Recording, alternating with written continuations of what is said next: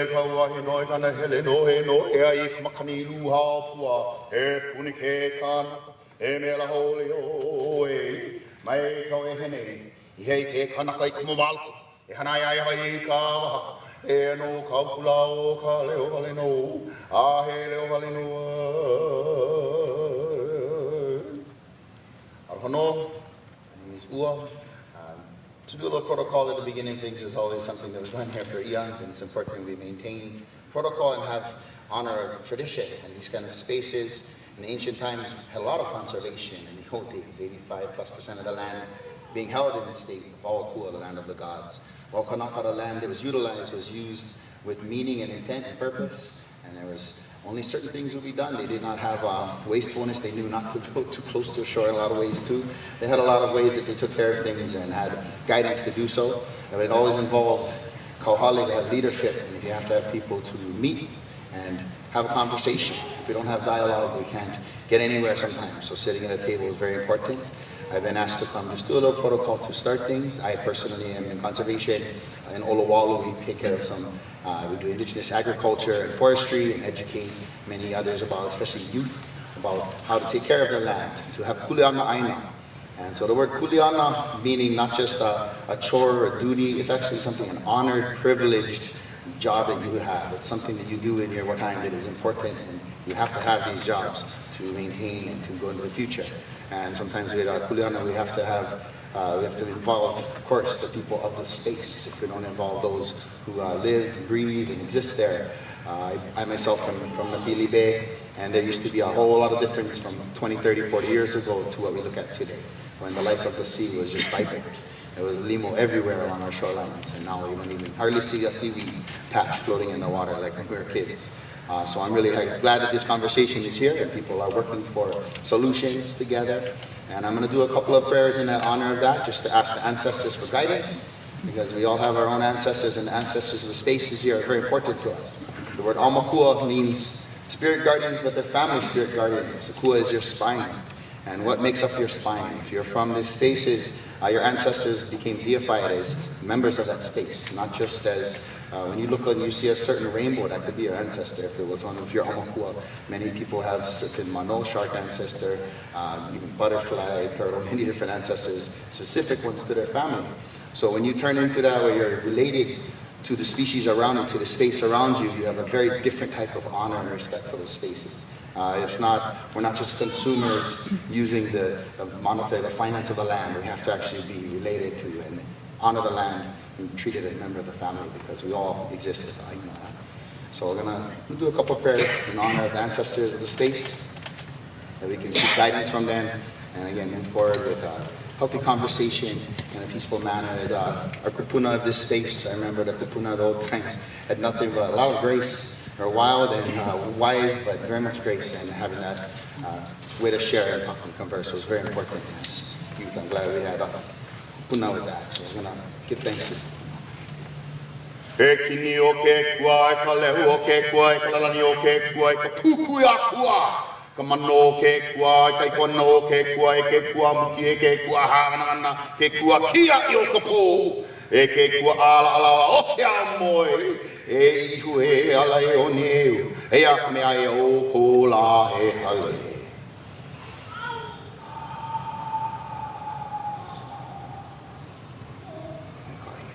He ahoi, he moko, he kanaka Hawaii. He kanaka Hawaii, e kamanatai te poli mai ka paahu. Mai moa lone a ke kanaloa. He mo'opuna na kahiko lawa kapulan ke hau. Nā papa I hanau nā ke kamali wahine aku. Kalani e hulawa ka kau. Nā pulpalaina I paikahi. I no nohori ke I kai kino kamakana.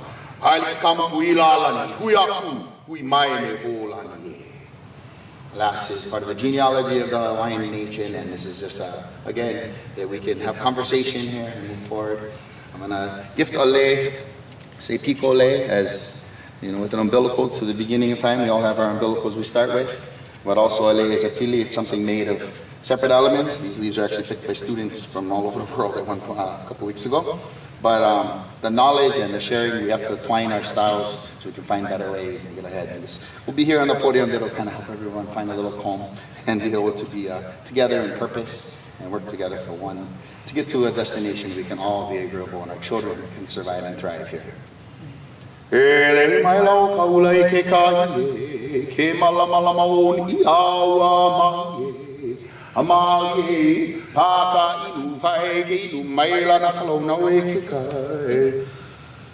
No nawe kahala, no punakawahine, no kaluwa, no ikilawe.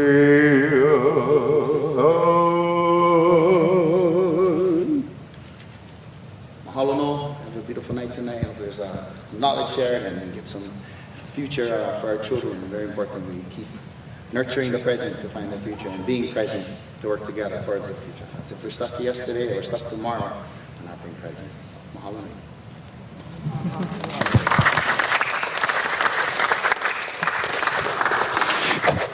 Thank you for that. Thank you for your pule, and thank you for your manao and your insights. It's very important we hear the indigenous Hawaiian, Kanaka Maoli voices and perspectives, and they really need to be part of these conversations and most importantly, part of the solutions that we are working towards. My name is Tapani Vuori. I'm the General Manager here at Maui Ocean Center. On behalf of Maui Ocean Center, thank you for all of you being here tonight, and thank you for Maui County. Really appreciate your leadership putting this event together and having these conversations, because that's really where everything starts. There has to be a sense of urgency. You mentioned about the, leadership, the strength of vision at the political leaders. That's really where everything begins.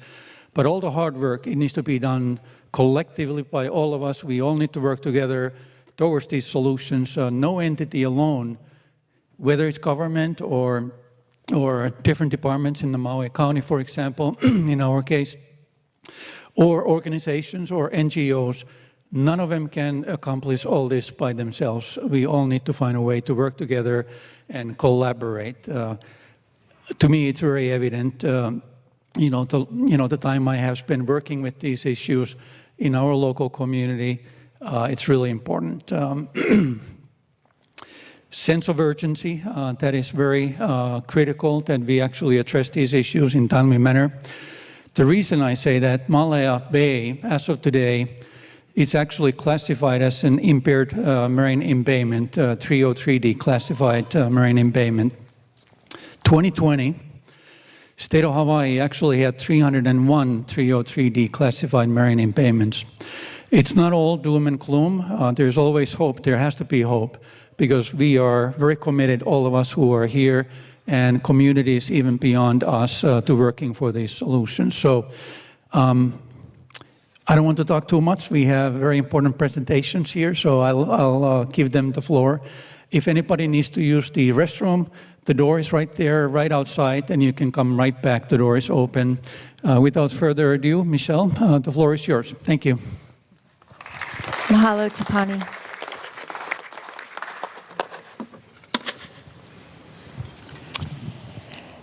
Thank you for your patience as we work through the technical difficulties. Everything was working perfectly last night, but of course, today. Welcome, everybody. Aloha, good evening, and welcome to the Maui Ocean Center. Welcome also to our live stream viewers and our Zoom participants. My name is Dr. Michelle Nalian, and I'm an environmental program specialist at the county's Environmental Protection and Sustainability Division. Tonight's event is the first event in a 4-part speaker series called Sustainability Together, Community-Led Regenerative Action.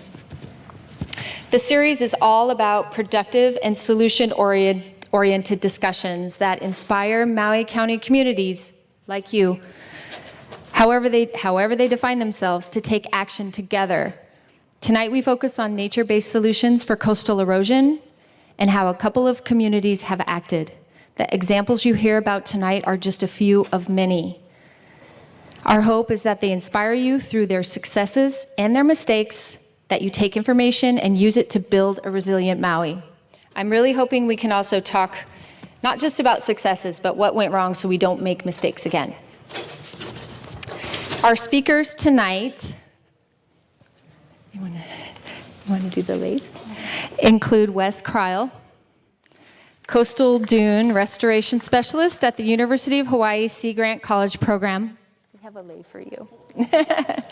Thank you so much for coming here in your free time and spending your time with us. Jim Buca, Coastal Resources Planner, County of Maui Planning Department. And maybe the spiciest one of the group. We have Patricia B. Cadiz, Certified Coastal Practitioner by the Coastal Zone Foundation.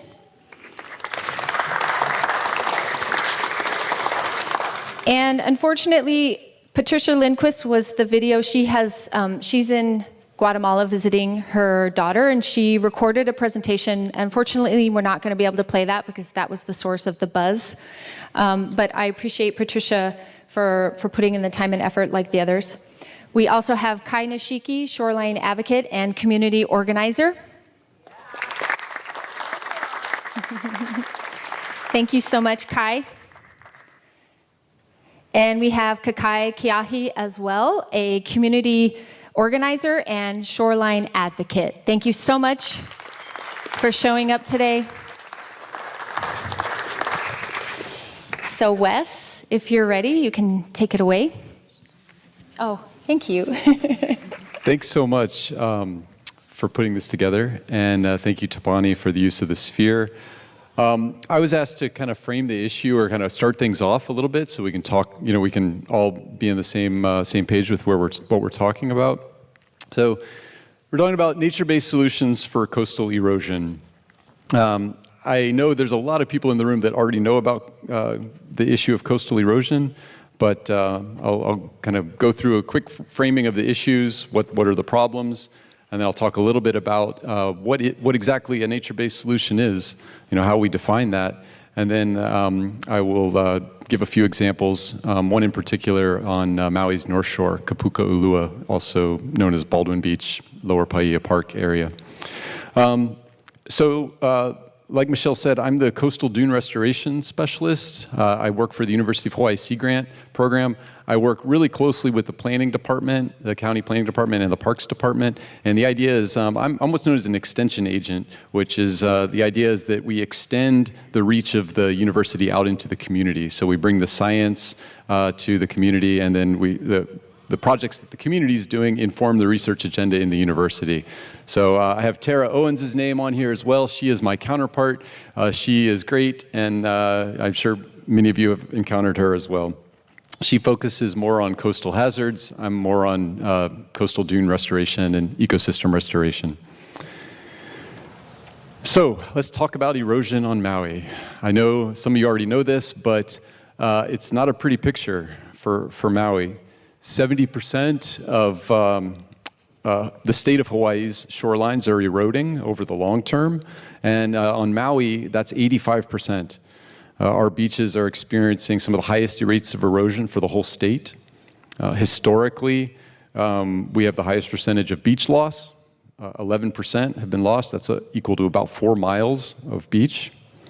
And our beaches also have very high seasonal variability here, which compounds the risk. I think most of you, if you've lived here, you know that you can go to the beach during the winter and there's no beach there at all, and then you come back during the summer and there's a big giant beach there. It changes very volatile movements of sand. So you have episodic erosion on top of chronic erosion. So some of the impacts, we've got high waves,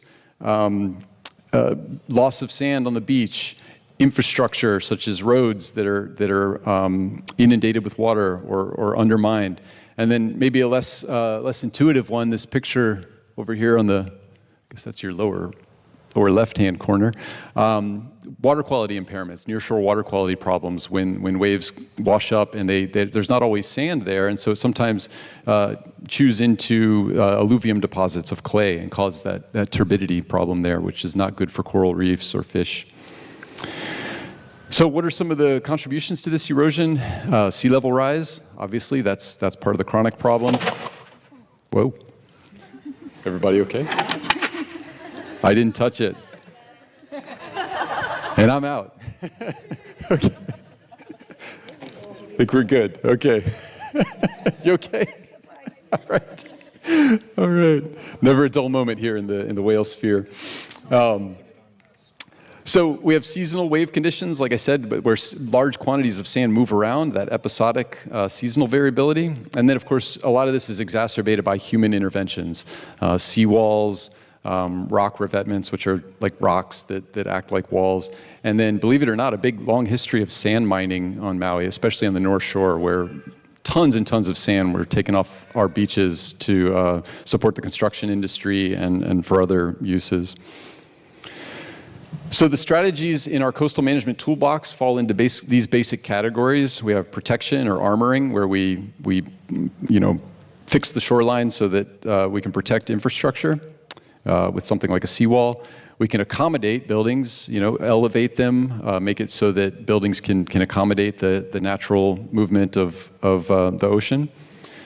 Ecosystem or nature-based adaptation, which is what we're focusing on tonight, which includes dunes, wetlands, even coral restoration and preservation, and then managed retreat, so moving out of harm's way. So that's the issue, 101. Now I'm going to talk about nature-based solutions. And I had to review this because I was thinking, we use the term nature-based solutions a lot in the work we do. And I think people have very different definitions for it. And I think even within the community of Maui, there's probably a variety of different definitions for what exactly is a nature-based solution. So I went back to the source, and this comes from the IUCN, the International Union for the Conservation of Nature. It's a global body that sets the agenda for nature conservation globally. And interestingly enough, they had the IUCN Conference of the Parties here in Hawaii. It was the first time it was ever in the United States. It was I think it was in 2018. And that's where they actually set some of these, this agenda. So some of these terms were actually coined in Oahu, here in Hawaii. So the paradigm, I guess, before nature-based solutions came about is that there's this zero-sum game with humans and nature. You can't have one benefit without the other losing out. So if you're going to have economic gain, you're going to have destruction of a natural resource. And it's this zero-sum picture.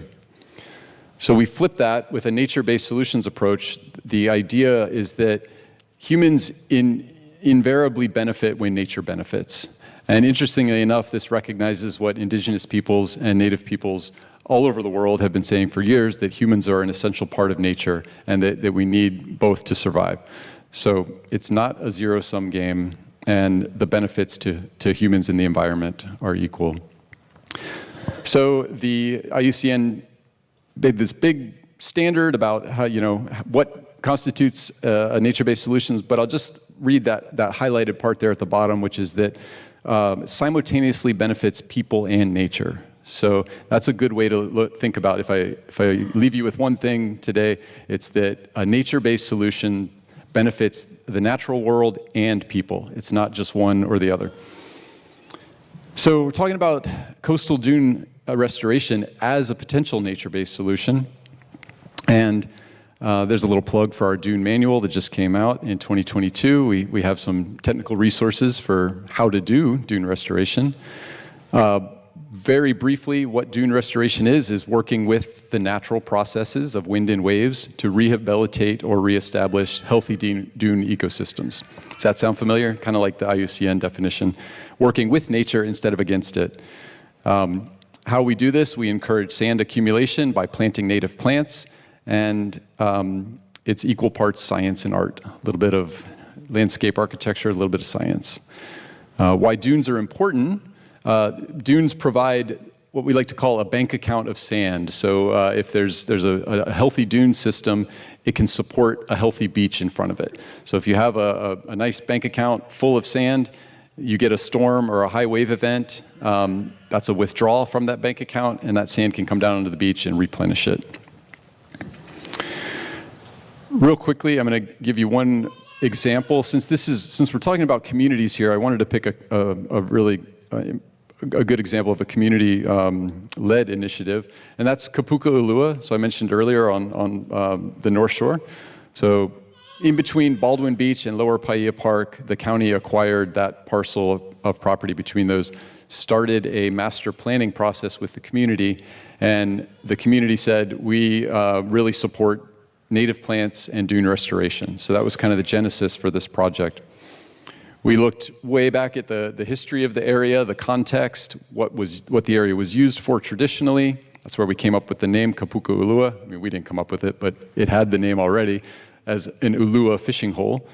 And we looked at all the cultural and historical context of the area. We formed an advisory group, the Kapuka Ulua Advisory Group. We had a bunch of meetings with them, formal ones, conducted surveys, tried to get as much feedback from them as we could to define our restoration goals. And they came up with these guiding principles over here.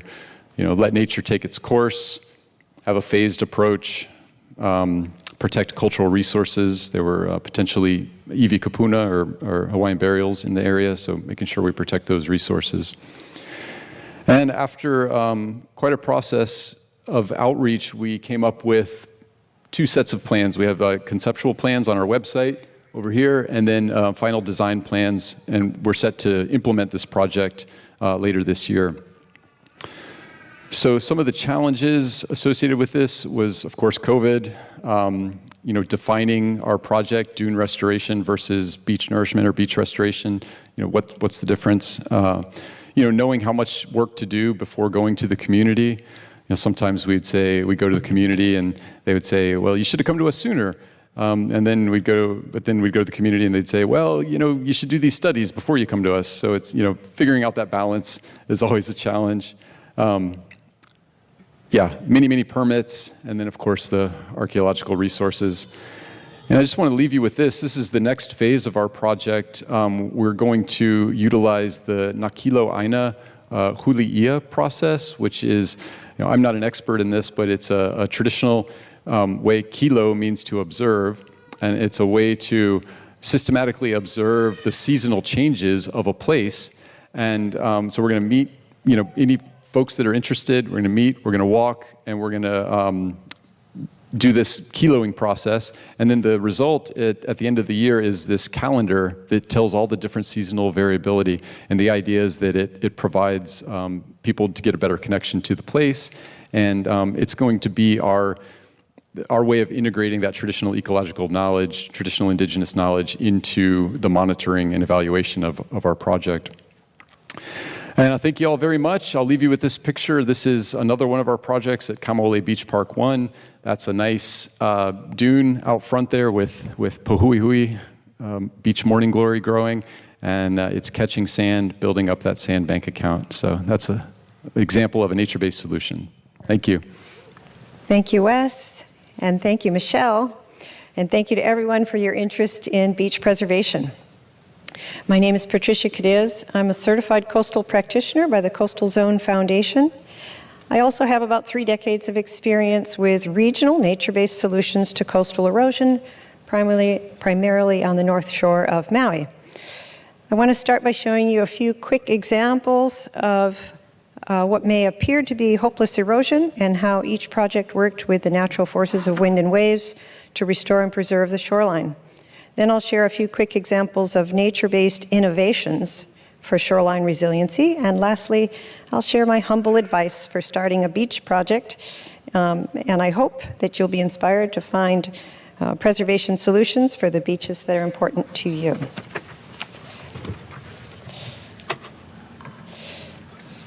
This first slide is Sugar Cove on Maui's North Shore. What was once a natural Hawaiian pocket beach had lost all its sand by the late 80s, exposing the substrate volcanic clay and causing terrible turbidity. This lovely bay had become a dangerous, slippery mess of clay, basalt rock, and seaweed. This is what retreat can look like if there's not sufficient sand to retreat to. In fact, one of the assumptions of managed retreat is that there will be sufficient clean supply of upland sand. Maui, being one of the younger Hawaiian islands, has a lot less sand than the older islands, so each and every grain of our sand is precious. This is Sugar Cove after restoration. The shorefront property owners restored the public beach by using a 2-part solution. First, they gained permissions and built a 600-foot sloping rock revetment to stop the erosion of the clay. Then they steadily added sand, lots of sand, to restore and preserve the public beach. The beach is nature's way of offsetting or displacing the sea from the land. It mitigates wave energy, provides a filter layer, and stores sand in a dune, like Wes said, a sand bank, so that it can make withdrawals of sand to form troughs and bars, like speed bumps for waves in the near shore when the surf rises. These are clever tricks by nature to protect the shoreline. This two-part solution provides a hard wall for property protection for the most extreme events, and a soft wall of sand, which is the beach that we all enjoy.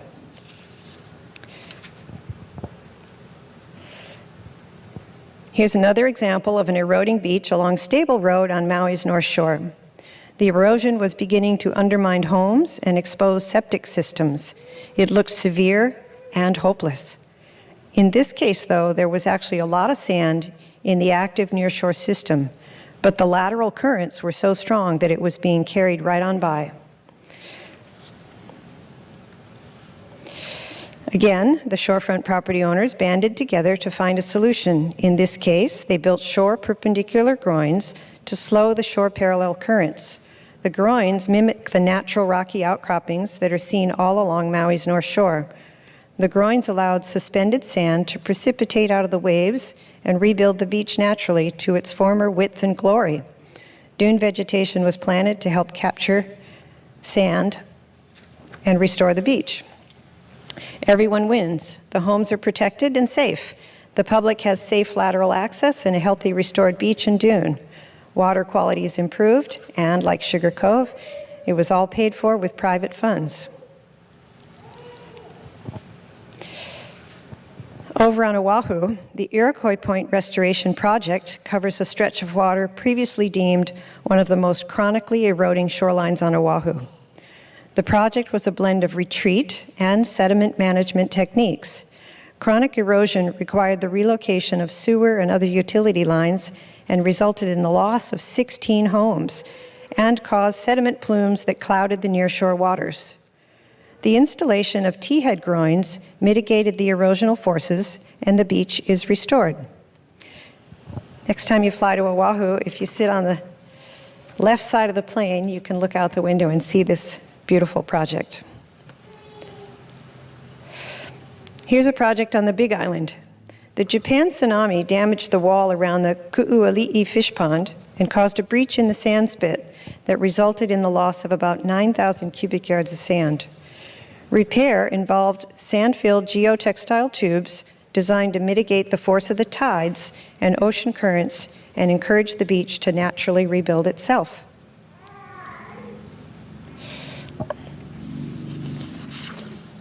And back to Maui and another North Shore natural Hawaiian pocket beach that suffered severe erosion. Maui's North Shore suffered years of sand mining, so there is an unnatural sediment deficit. As you can see, nature will use anything movable to protect the shoreline. In this case, you can see coral cobbles, loose beach rock material, and driftwood. But it's not enough to satisfy nature's need for sediment. Therefore, sand was placed to restore the beach. For 10 years, the group of neighbors were able to gain permits and add sand to restore and preserve their beach. During that time, water clarity improved because the sand acts as a filter layer over the substrate of clay and the eroding soil bank. Lateral and recreational access was improved. Monitoring was conducted before, during, and after, as required by all permits. And the Japan tsunami also caused a dune to purge at Kanaha Beach Park. Sand was washed into the parking area. County of Maui pushed the sand back up into the dune area, shaped a footpath perpendicular to the trade winds, and installed dune fencing to capture windblown sand. Most of these fences are buried in sand now. Vegetation has returned. So with a little bit of help, natural forces restored the dune. Additionally, the existing 80-year-old shore perpendicular groins, which were still intact, mimicking natural volcanic outcroppings, served to capture sand that was suspended in the nearshore current to rebuild the beach, making this area one of Hawaii's fastest accreting beaches.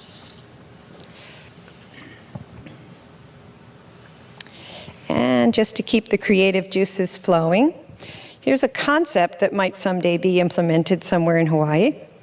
The first drawing shows a narrow beach providing little shore protection. You can also see that the submerged portion is steep, which allows wave energy to arrive at the shore in full force.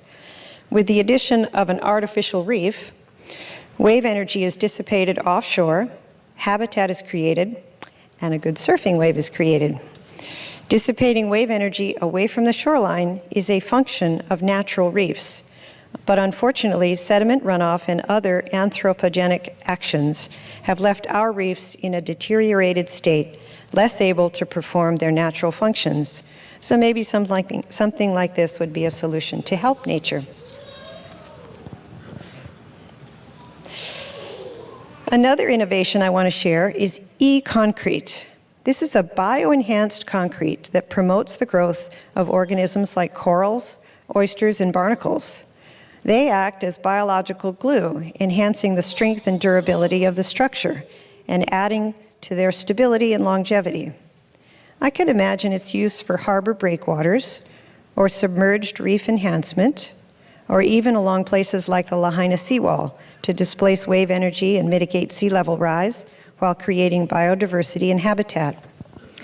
The state of Hawaii established an artificial reef program in 1961 to create additional marine life habitat in sandy or barren nearshore areas and increase the diversity of reef fish in these areas and raise fish biomass and recreational opportunities. Since that time, 5 artificial reefs have been established, 4 off Oahu and 1 off Maui. The reefs are comprised mainly of concrete Z modules, other concrete material, barges, large truck tires, and several small vessels. A question to be explored is whether those types of materials are healthy for the ocean environment, or would something like this be better? Lastly, this innovation blows my mind. This company, Vesta, has figured out that olivine is a natural carbon sequestering mineral. Olivine is what makes the Big Island's green sand beach green. Vesta grinds olivine into the size of sand particles, which can be used for beach restoration. Waves further break down the highly reactive material, accelerating a series of chemical reactions that pull greenhouse gas out of the air and lock it up in the shells and skeletons of mollusks and corals. This process, along with other forms of what's known as enhanced mineral weathering, could potentially store hundreds of trillions of tons of carbon dioxide, according to a National Academies report last year. That's far more carbon dioxide than humans have pumped out since the start of the Industrial Revolution, and it would be effectively permanent. Project Vesta also believes it could be affordable, on the order of $10 per ton of stored carbon dioxide if done on a large scale. Clearly, if any of these innovations were proposed for use in Hawaii, they would have to undergo all testing and permitting to ensure no harm. But that's part of the process and the reason we have extensive permitting requirements.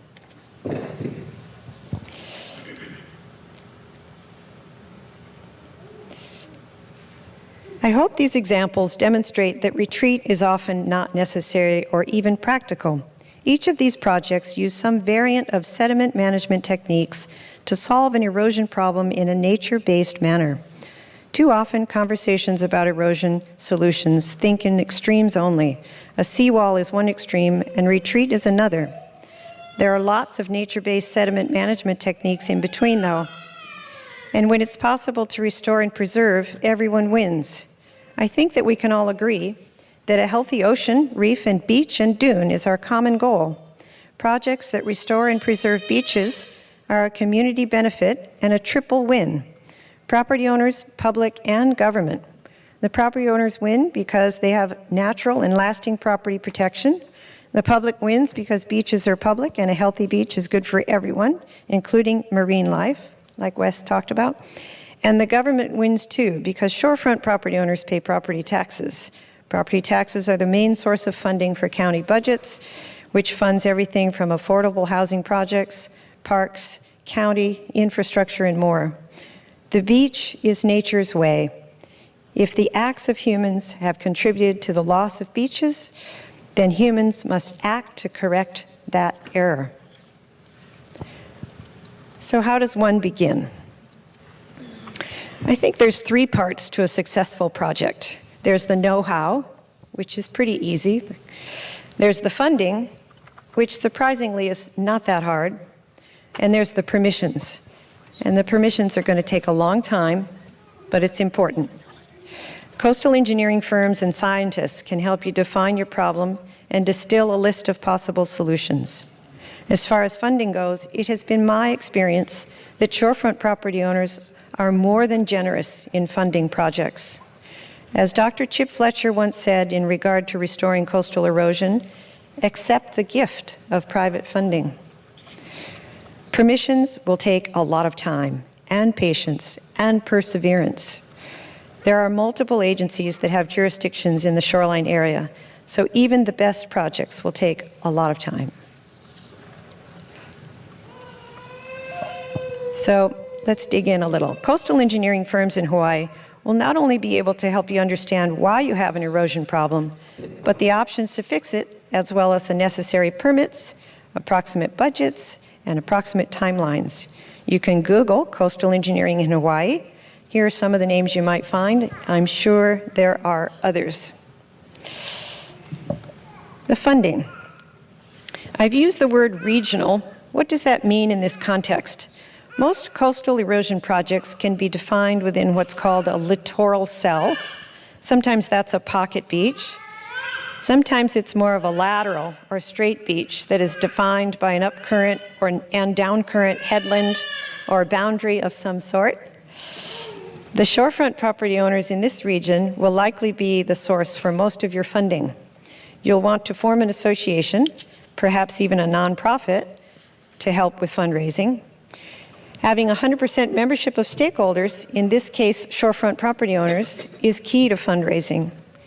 In the case of most of the small regional projects that I've been involved with, we had association memberships dues to establish voting rights. Most funds, though, came from voluntary contributions. It may not be reasonable, though, to expect those contributions to be equal or fair. Additionally, in some cases, we sought grant funding from environmental foundations. It was important to the foundations that the property owners were all participatory, not necessarily equally, but supportive of the project on some level. We have used grants effectively to encourage matching funds from the shorefront property owners.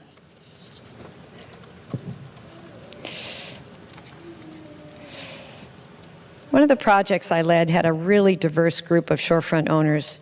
This graph depicts the varying levels of benefit, ability to pay, and general interest in beach restoration. The light purple at the bottom represents the interest level. How much do they care about having a beach?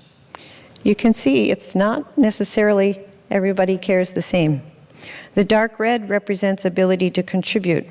We had the full range, from retired widow on a fixed income to the other extreme as well. The benefit is represented by the light yellow. How much does each property owner stand to benefit? Again, it varies a lot. Some of the properties were in grave jeopardy of losing their homes. Clearly, they would benefit the most from a successful project. Some were vastly protected against all but the most catastrophic events already, so they had the least direct benefit. We're grateful, though, that each owner decided to participate on some level, in some cases, just to be a good neighbor.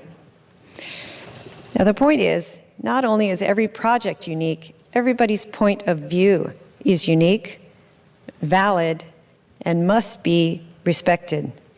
I recommend outreach early and continually report, ask questions, welcome input. Lastly, the permissions. Start with your community. Involve everyone that's interested. Collaborate with any partners, like any community organization, a canoe club, maybe a fishing group.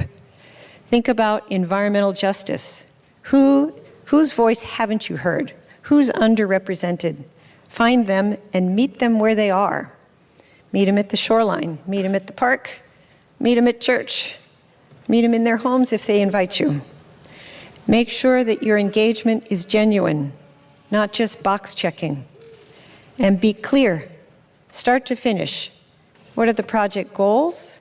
What are the timelines? What are the problems?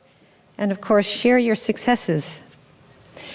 With broad regional support, you'll find that the permits will come more easily. Your planner or coastal engineering firm will guide you through the myriad of permits that will be needed. Brace yourselves for the long haul. There are multiple agencies that have a jurisdictional say in the coastal zone, but these are solvable problems with huge community benefit, and each permission is necessary to ensure that all facets are well planned. That includes environmental impacts, respect for history, culture, and all stakeholders. We want to plan for resiliency and utilize best practices along the way. Oops, last slide's not there. Anyway, I hope I've given you some hope and inspiration to get involved with a beach preservation project for a beach that's near you. Thank you for your time. I look forward to your questions during the Q&A later in the evening. Thank you. Well, thank you, Michelle, for hosting this, and also to Tapani and the Maui Ocean Center for hosting us all. Yay. And it looks like we have more people now than we did before, so that's great. So thanks for all showing up after the break. Welcome, and thanks for your interest in the topic. We'll continue on here, and my name is Jim Buika. I am the shoreline planner, one of the shoreline planners with the planning department, Maui County, and I think this weekend is my 17th anniversary with the county here. So believe it or not, time flies, and when you're having fun, right? And I've seen a lot of changes on the shoreline in this time. So sea level rise, coastal erosion is real. It's beginning to happen. So what Michelle asked me to talk about was my experiences and our group, our county's group of experiences with community outreach and centered around Kahana Bay, which is a shoreline that has eroded, and working with various members of the community for more than a decade now, and some of the lessons learned. And I'll also highlight Patty mentioned it, it's called a Community Facilities District that is available now as a special tax district for communities to gain a financial footing to do some of these projects that both Wes and Patty have highlighted. I do work with Wes Kreil with UH Grant, and also Tara Owens, who he mentioned, with University of Hawaii Sea Grant. They're critical support members from the science and actually extension outreach to the community for the planning department, public works, parks, emergency management, and environmental management agencies. So they extend out quite a bit. So thanks to their help, and we need them, and yay to UH Grant, just a good plug. So appreciate them very much. So to begin, Wes had mentioned Maui's beaches are disappearing. Patty showed some pictures of it. We have lost more than 4 miles of sandy beach in the past century. This is a picture of our South Maui of Charlie Young and Kamaole Beach Park 1. Our group has worked with the homeowners on Charlie Young, the 7 homeowners, to pull out about 100 feet, 150 feet of encroaching vegetation back over 10 years ago, and we doubled the size of Charlie Young just by managing the encroaching vegetation that was on the beach park. And then recently, we were able to gain the sand that was plugging the Kihei boat ramp that went down and came up into the parking lot, and we were able to replenish the second half of Kamaole Beach Park 1. So that was a great project. And, you know, the beach, the shoreline here is part of the ecosystem. And just going back to this image here, this is like one of my favorite images. And I do work in the Coastal Zone Management Program. And, you know, the goal is to protect, preserve, and where possible, restore coastal ecosystems. So just this image of this coastal ecosystem right here is priceless, and this is what inspires me to keep going. So, you know, what's in that coastal ecosystem? You know, we have all kinds of endangered species and protected shorebirds and our turtles. And, you know, we love it for playing Frisbee and our recreation and our health and well-being, our spirit. So it's good to try to reverse the negative trend of losing so many beaches. I think many of us know the seawalls and erosion events happen. So just, you know, we haven't talked about sea level rise yet, but this is the ominous curve going up. Here's where we are today. 30 years from now, a mere 30 years from now, we're going to see major changes in this next generation of 1 foot. And then by 2100, we're going to see incredible changes. But, you know, these aren't the important things. The numbers, we all debate them, they change. And, you know, I apply the Dilbert rule to these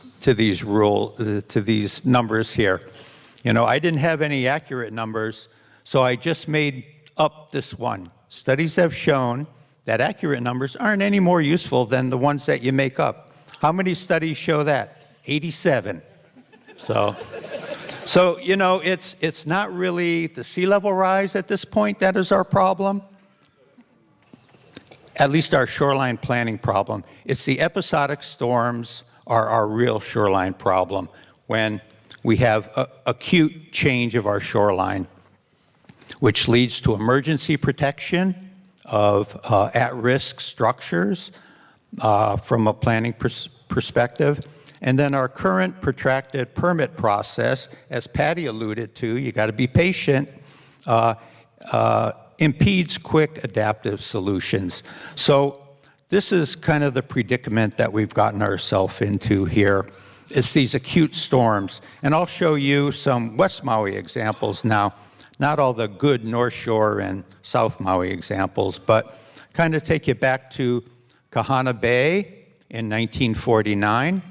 Kahana Bay was once a continuous sandy beach before and during the time of development in the early 70s. And it has obviously changed over time.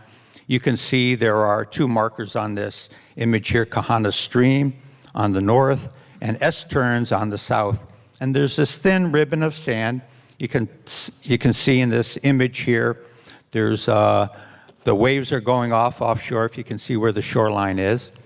And there's mushrooms and S-turns, surf spots there. But it's very flat, beach rock offshore. I've swam off there. And it's the beach sand gets churned up, and then it moves south, and it goes offshore very close there. So we've lost the beach. So here's an image of back in 2015 of Kahana Bay. And episodic storms impact Hawaii's narrow beaches. You go to the East Coast, you go to California, beaches are 500 feet wide. Takes you 2 or 3 minutes to get across to the shoreline at the beginning of the beach. But ours are 25, 30, 50 feet wide.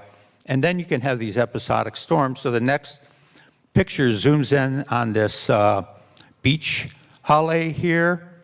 in between these two condos. And then 6 months later, in April, you can see that the beach is gone and the erosion is right up at the base of these buildings here. So it was a major erosion event that we've had to deal with. What do we do from a planning perspective? We need to look long-term, but we need to protect these structures from more damage. So what has happened up here, we've put in, the emergency response was to put in sandbags. You go around the corner of the left-hand picture, Valley Isle over, and then it creates a domino effect. On the next one, we had to put in this second sandbags here. And the beach used to be up at the top of the sandbags there. So these sandbags act as seawalls. They're basically our new seawalls, and they deflate the beaches. So it's just a tough situation, and I want to give you a little history getting into the situation here, how we did the community outreach. But this is that same beach hallway. You can see the ugly mess of trying to protect this thing. And then they finally did remove it. So yay, a little baby managed retreat that we can take credit for, or the ocean can take credit for. And there will be more things like this. So kind of telling a little bit of the story here. This is a segment of an area of, I know I haven't shown, I did show you the whole Kahana region at the beginning, but these are 3 condos, Hololani, Royal Kahana, Valley Isle. There's no, it's a drone shot, no cars in the parking lot, so it must have been COVID. You know, that's a marker in time now. But Hololani there, they've had this, so this must have been 2020, 2021, something like that. Hololani in 2006, 7, 8, 9, 10 had erosion right there in front of those 2 8-story condos. And it did get worse in 2012, 2013. They came to the planning department, and they came in with a proposal to build a seawall and a revetment out here. And the county, me and my planning director said, no, we don't want to do that. There must be alternative solutions. So we wanted to potentially, because if we put a seawall and a revetment in front of one condo, this next bigger condo, Royal Kahana, say, hey, we want one of those too. We like that, right? So it would have this domino effect. So we were resisting that. So what we did is we went to our county council, and we were able to get some funds to look for sand offshore, hoping that we could find a sand solution. And we did find, at this time, we found sand offshore, 400,000 cubic yards. And here's which is about 4 times of what we would need to replenish that. That's kind of zoomed way out, if you can see those condos, the yellow lines there. There's sand off of S-turns. It once was on the beach. It's moved into a deeper area, and the sand is beautiful, and it's a match for the area. So we have a chance, we have an opportunity. So I'll wrap up here just telling you the story behind the, so we have an environmental impact study going, and we learned lessons that this is Keanui Bay in 1980. They had a big major storm. I looked at the permits, and all these ugly seawalls went in at the time. And so these were due to an episodic storm too. So we've lost a bay, Keone Nui, has no sand anymore. You know, it's just a sad situation. So what we did is we created the Kahana Regional Project and have been working with them for over a decade with the department, and the department has promoted the sand replenishment. When Hololani did come in, they got a variance from the Planning Commission to build the seawall and the revetment on the condition that it be removed when a regional project comes in, and that you have to work with the others to create a regional beach restoration project. So we had the successful sand search, and we had that decision by the Maui Planning Commission. Then we formed the Kahana Bay Steering Committee, which is 10 condos. We had to herd cats. And since 2015, both Tara Owens and myself have had over 40 community meetings up there. First of all, to gather people in all the condos to convince them that the sand solution was better than seawalls. So it's kind of unbelievable that 40 meetings turns into one bullet on a slide here over time. So it all blends in, right? So, but that is it. And since then, we've worked on exploring and implementing a financing mechanism. So if I can have 5 more minutes here. So this is kind of what we're doing. Patty had shown Iroquois Point. We have T-head groins and a beach restoration for this area. This is notional. 2 examples of what we could do. Divert the waves and create baby beaches, pocket beaches along the shoreline, and create a nice ecosystem in the area. So I'll conclude here with the proposed facilities district here. So the project is expensive, and as Patty noted, that financing is something that, for certainly, I had no idea what it takes. But what we did as part of with our county council, what we did as part of this Kahana project, was we created a community facilities district mechanism, which is a bond through the county. So if this project costs $40 million to replenish the beach in front of these condos, you can see some simple math here. There's about 1,000 owners, $42,000 per unit over 30-year life of the bond, $2,700 a year, which is fairly manageable, $225 a month over 30 years.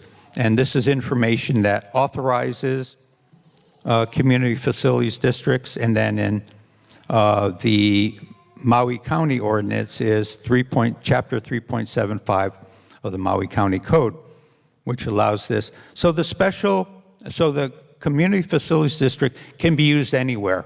It's a mechanism to self-tax a community in partnership with the county.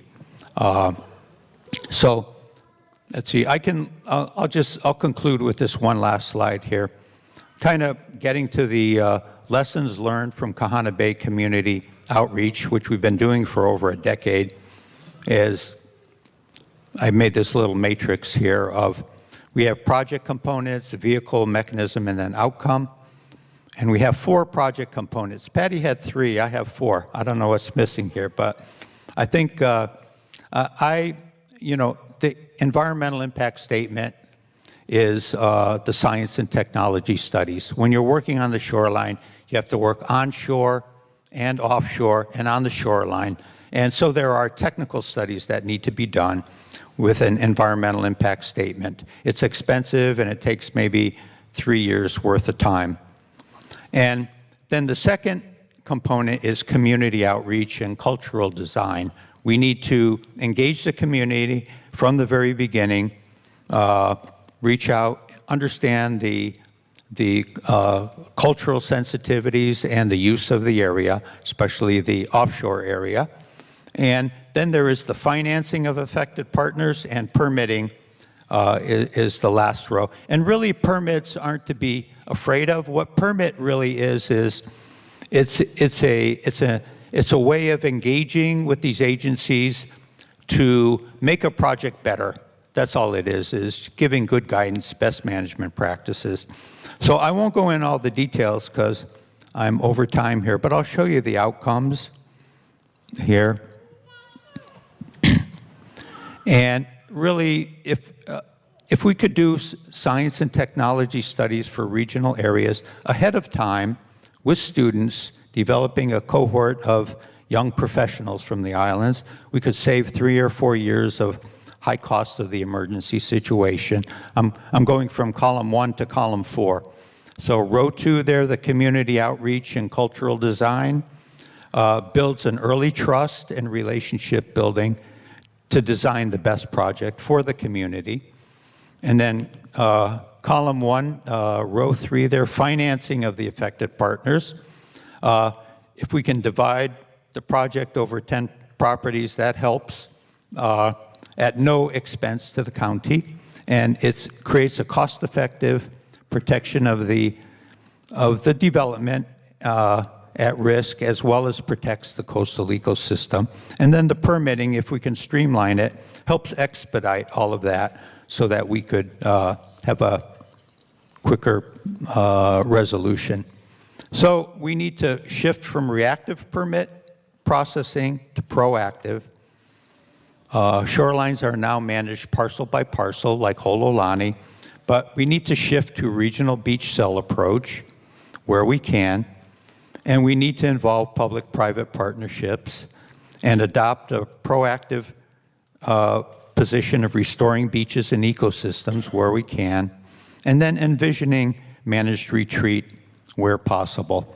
And so my last slide here is, this is Hololani when they put in the sheet pile wall with a concrete cap on it. And I'm hell-bent on getting it out of there. And the way to do that is to put in this project.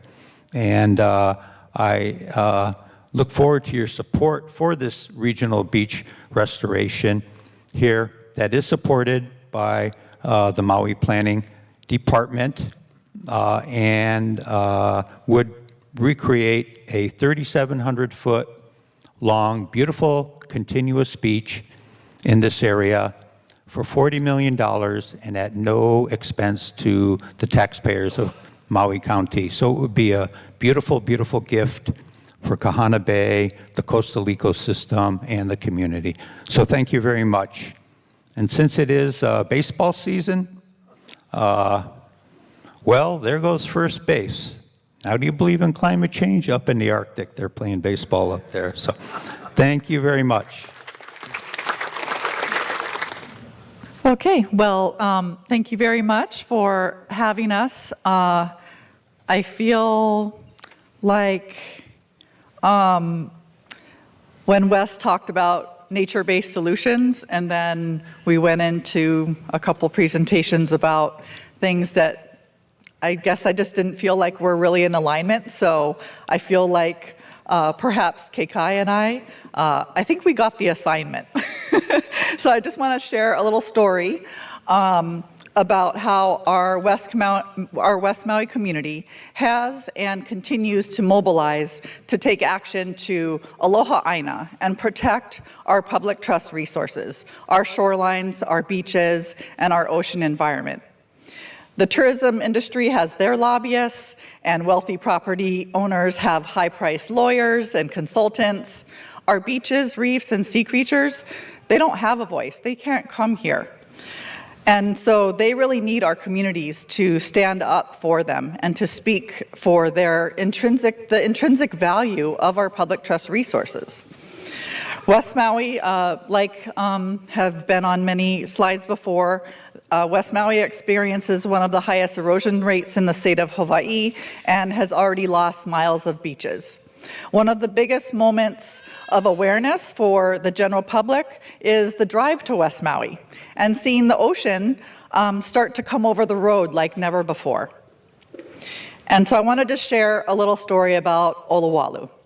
In 2012, the state used emergency proclamations to put up seawalls and avoid environmental review at Ukumehame, resulting in loss of beaches in the area. In 2016, the state proposed more seawalls and a rock revetment and bouldering project going out into the surf break near Olowalu. We tried to talk to the state and the county, but they refused to listen. The construction team and machines were rolling in, and we knew we had to act fast to prevent further destruction and desecration. Mana Wahine, Tiare Lawrence, and I loaded up our kids in our trucks and decided we're going to camp out right where the state was going to stage all their equipment. We camped out for a week. It was just us and our kids in the cold darkness, huddled up in a tent. And some nights we would say, what the heck are we doing here? We had the cops called on us. They threatened to arrest us. We refused to leave. We persevered. We had sign-waving demonstrations every day. People started stopping by and getting educated and inspired. Local restaurants would drop off food for us. Folks would come down and play music sometimes at night to keep us company. More and more joined us, camping out. Educators brought their students down. Oh, wait, my point. Sorry. So here we had our, we utilized social media. People came down, we made signs. All kinds of people came down and joined us. We eventually, educators brought their students down to get educated about what was going on. Keiki painted signs and stood proudly by our sides. DOT reps, the mayor, council members, senators, staff came down to try to get us to move. We refused to leave. Raining, still holding signs. We eventually had other environmental groups join us, and the community hired attorney Lance Collins to file a lawsuit to block the project. We urged the state to move the road. I know a lot of our signs even say that.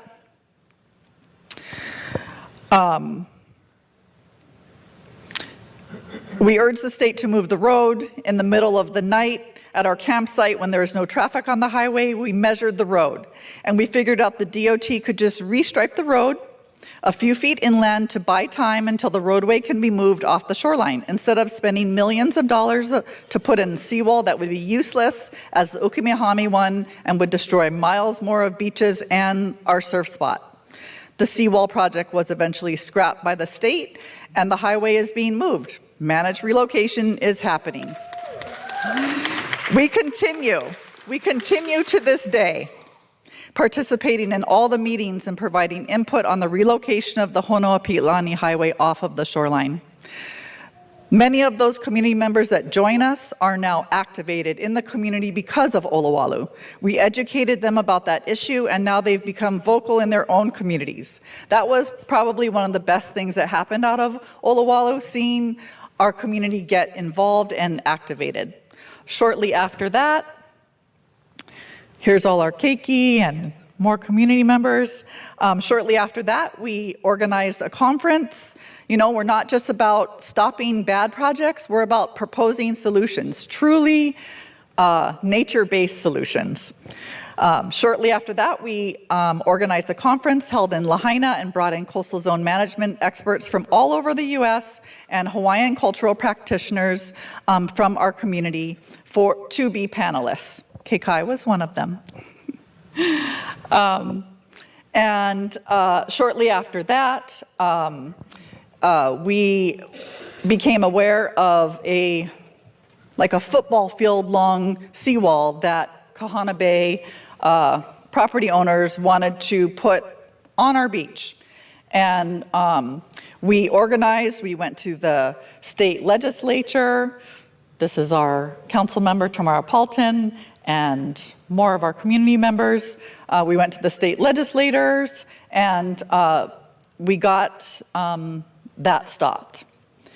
And that, leads now to Ka'anapali Beach. And this is an erosion event that happened last year.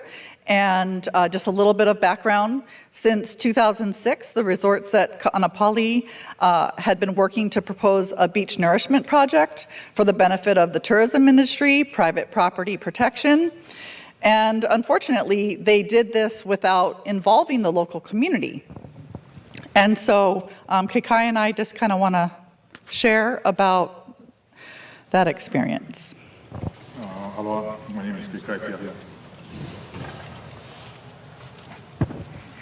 Hello, my name is Kekai Piahia. I'm born and raised in Lahaina. Usually for us, at least on the west side, when we we last to know about what's going on. And what happened there at Kanapali, you know, it caught the attention of the local community because we wasn't involved. It came on to us like it was a surprise, but the surprise was also shock and hurt of what this project was going to entail and what it would do and who it benefited. There's no benefit to our community. In fact, they were to mine sand from a known fishing ground that the whole west side depended on, and then put it onshore, extending the beach out farther than it was originally at, understanding that the equilibrium and the wave movement will tend to pull back some sand and move it back out, but at the same time covering all the reefs.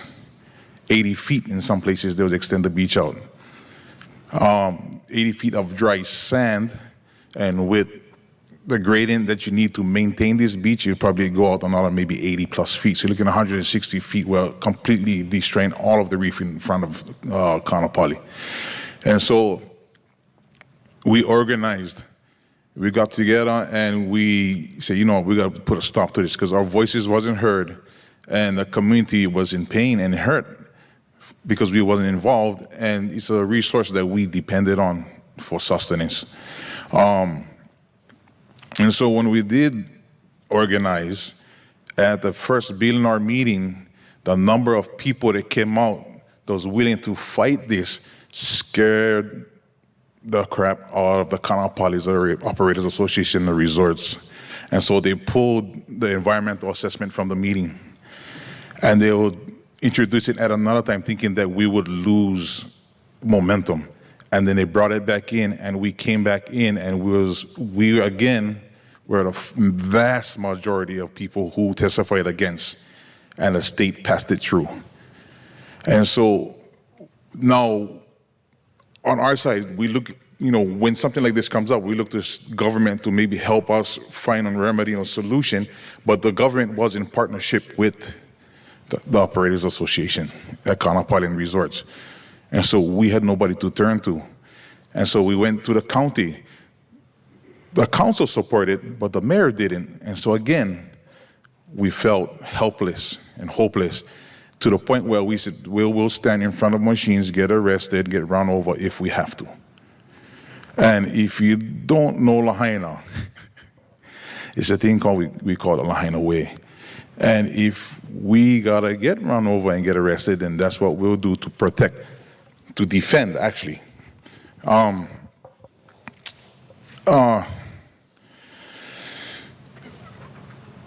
think it was 2 weeks ago, 2 or 3 weeks ago, it came before the Board of Land and Natural Resources where the state was going to fund half of the project at Kanapali, which would be the biggest beach nourishment project in the state of Hawaii ever. And we were able to come together again as a community, voice our opinion, send in testimony, and we won. We stopped the state from at least being a partner in funding the project. I mean, just some quick show of hands. How many of you were here when those, the Honoko'ai, those condos and stuff, how many were here before those condos were built? Nobody? So let me tell you this. There's something similar about every single thing we're talking about. A lot of these condos and resorts and everything was built on top of the beaches, was built on top of the sand dunes. And so what you're seeing is the erosion that's happening is, yeah, it's from sea level rise, but it's taking away property that was brought in and built over the sand dunes and beaches. And this dirt that you see going out is that fill, at least for us on the west side. The condos in the Kahana area, we used to play on those beaches before the condos was there. It was a long haul to get to the beach, over 100 feet. And then one day the hotel was built on the beach and we had to move out. And so in every aspect throughout all of Hawaii, we see construction on top of beaches, man-made issues. And now we see sea level rise, whether sea level rise is a man-made issue, but it's a direct link to coastal erosion. And now we look at natural-based solutions. I kind of find it almost a joke where we're talking about natural-based solutions to coastal erosion by artificially doing things to the ocean. Isn't the ocean, based on what's going on, is working to equalize itself and change to what's going on? Right now, I see man doing these things not to protect beach, but to protect man's property and investments from their economic loss. And so to say it's a natural, a nature-based solution to protecting something that is man-made, an economic thing, I have a hard time agreeing with that. And just run a real quick thing. In Hawaiian, my knowledge is generational. There's a saying in Hawaiian where it says, "He ali'i ka aina, he kaua ke kanaka." The land is chief, and the people are its servants. And we operate on that understanding that we only here for a while and that we take care of this place for the next generation. But right now, what I'm hearing in this room is a real Western way of thinking, of trying to fix a situation or find a solution to what's really going on. But I like Wes. Wes, I like you. I like his proposal about putting back the sand dunes that the hotels are built on. Retreat is and should be a viable solution, as well as the restoration of the sand dunes.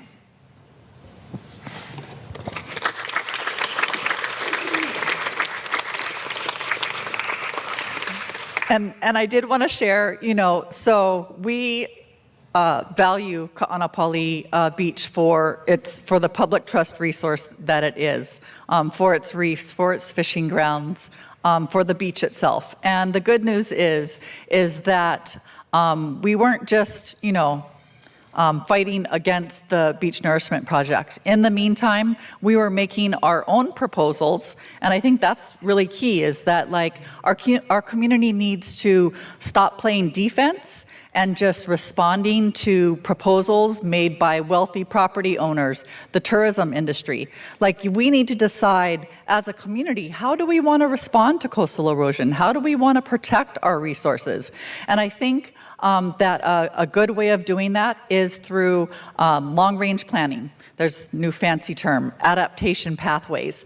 And it really involves all of the community, all the stakeholders, and it brings everyone to the table, and we say, hey, these are the problems that we're having, and these are the options that we can take as certain events happen. And so, we're going to be working on proposing that for different sections of our county. It's gonna take planners and consultants and some money and working with our legislators, but we're in it. And we have also been working with Sea Grant and OCCL to make proposals to Ka'anapali to do a massive, they wanted to do the largest beach nourishment project in the state. Well, we want to do the largest dune restoration project in the state, and also vegetation management. There is feet of dirt fill that the resorts have put on top of the sand dunes, and so we want to remove that. Take out some lawns, take out some of these vegetation that's been managed in a way that's not helpful to the shoreline environment, and restore our dunes there. So there is good news. The West Maui community is very activated and engaged on the issues of cultural and public trust resource protection. And we have great county and state representatives and a new deal on our chair. And so we're very hopeful for the future of public trust resource protection. And I just wanted to leave you with a quote and whatever Kekai would like to finish up with. Yeah, so just in closing, at least for people in the community of Lahaina, especially for you folks, like I said, we always on the defense. Our struggle, our community, our organization is born out of hurt because we find out these things later. And so, like I said, we got to be proactive and, bring the solutions, not just stopping, something that we see as being detrimental, but bringing the real solutions. And, we're willing for work with the hotels and find those solutions. We just find that they have a hard time working with us. So, hey, my grandmother, her house is right on the beach. From her lawn, I jump into the ocean. We've been there forever. And she told me that one day the ocean gonna come and we're gonna have to move our house. And what we say, thank you for letting us be here for the time, and we move. That's a Hawaiian way of thinking, right? And so I think we should kind of look at that and say, you know what, there's only so long that we're going to be able to hold back the ocean. You can put all these artificial solutions, I say, in front of you. He just said in a few years we'll see 1 foot rise in the ocean. All that solutions that you just had is gone. It's out the door. It's not there anymore. Now, what else solution are you looking at? We're just compounding the problem. We're going to have to move back. Like my grandmother said, we say thank you and we move our house. Mahalo.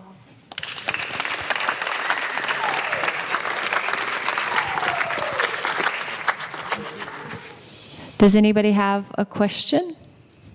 I have one to start off. Why are seawalls bad? Why are seawalls bad? You guys need a mic on your side too.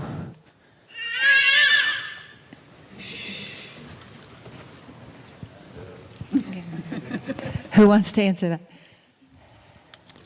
Oh, is that one? I don't think so. I think we all probably have something to say about that. Okay, cool. All right. I think we could all answer that question, but generally speaking, seawalls are bad because you're artificially fixing the shoreline, and that creates a situation where the wave energy that comes in hits that seawall and bounces off. It amplifies that energy, and then you build a seawall to the detriment of your neighbors. That wave energy is amplified, and it's called flanking. It kind of comes around and can erode your neighbors. So like Jim was talking about, one person builds a seawall, and it's that domino effect where the next property has to be protected, and so it protects the property at the expense of the beach. And to add to that, from what Kekai talked about, all of the condos in Honokavai area were built on sand. And so that seawall, as Wes was showing in his dune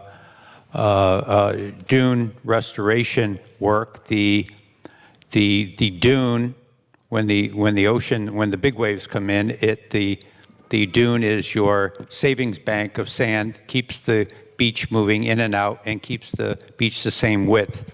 Well, when you build that seawall, you are also impounding part of that natural dune system and all the sand behind the seawall that cannot replenish the beach naturally, so that the beach is deflated. Even like the pictures of the sandbag seawalls on those big condos, right? We've seen those sandbags deflate the beach out in front by 15, 20, 25 feet. So we have a deficit of sand in the system that is impounded by the seawalls also. Any other comments on your end there? Or Patty will keep it going all the way around. I'll add a couple cents to that. So it's important to understand why, or the function of the beach. The beach is any collection of dynamic or movable material. When you build a seawall, you're basically blocking the movable material.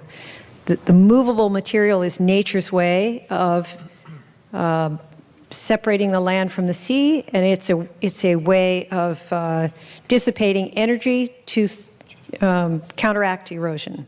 If there's enough movable material in that nearshore area, you won't have erosion. It's when you build a seawall or you have sand mining or some sort of episodic event that takes away all the sand that then you see erosion, which is the loss of the land. Okay.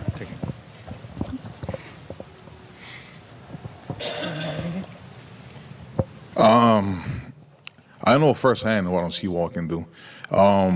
My grandma's house that's on the beach in, I think it was the 1940s, there's a tidal wave that came through. And so the county in their infinite wisdom said, you know what, we'll help you out and build a wall to protect you guys from the ocean. And when that wall went in, we lost 30 feet of beach, and it has never been back. And just so you know, on the west side is a really highly volatile area. On the north shore, you may get that north swell coming in, and it's pretty big. On the west side, we got a huge south, and we have a huge north, but we also have strong westerlies. So we experience these dynamics from all different directions. It's a really highly volatile area. And so beach nourishment, even sea engineering cannot guarantee how long it'll last. And so, just weighing in, the amount of damage you can do that only going to last for a short while, it doesn't make sense to do.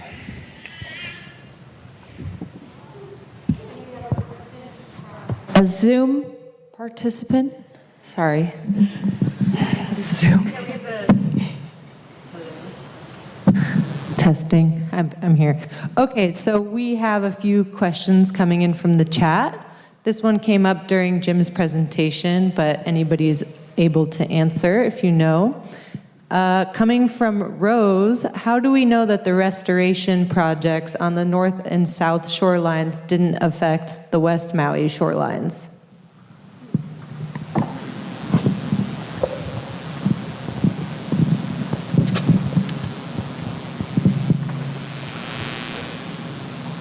Sorry, I think I understand the question.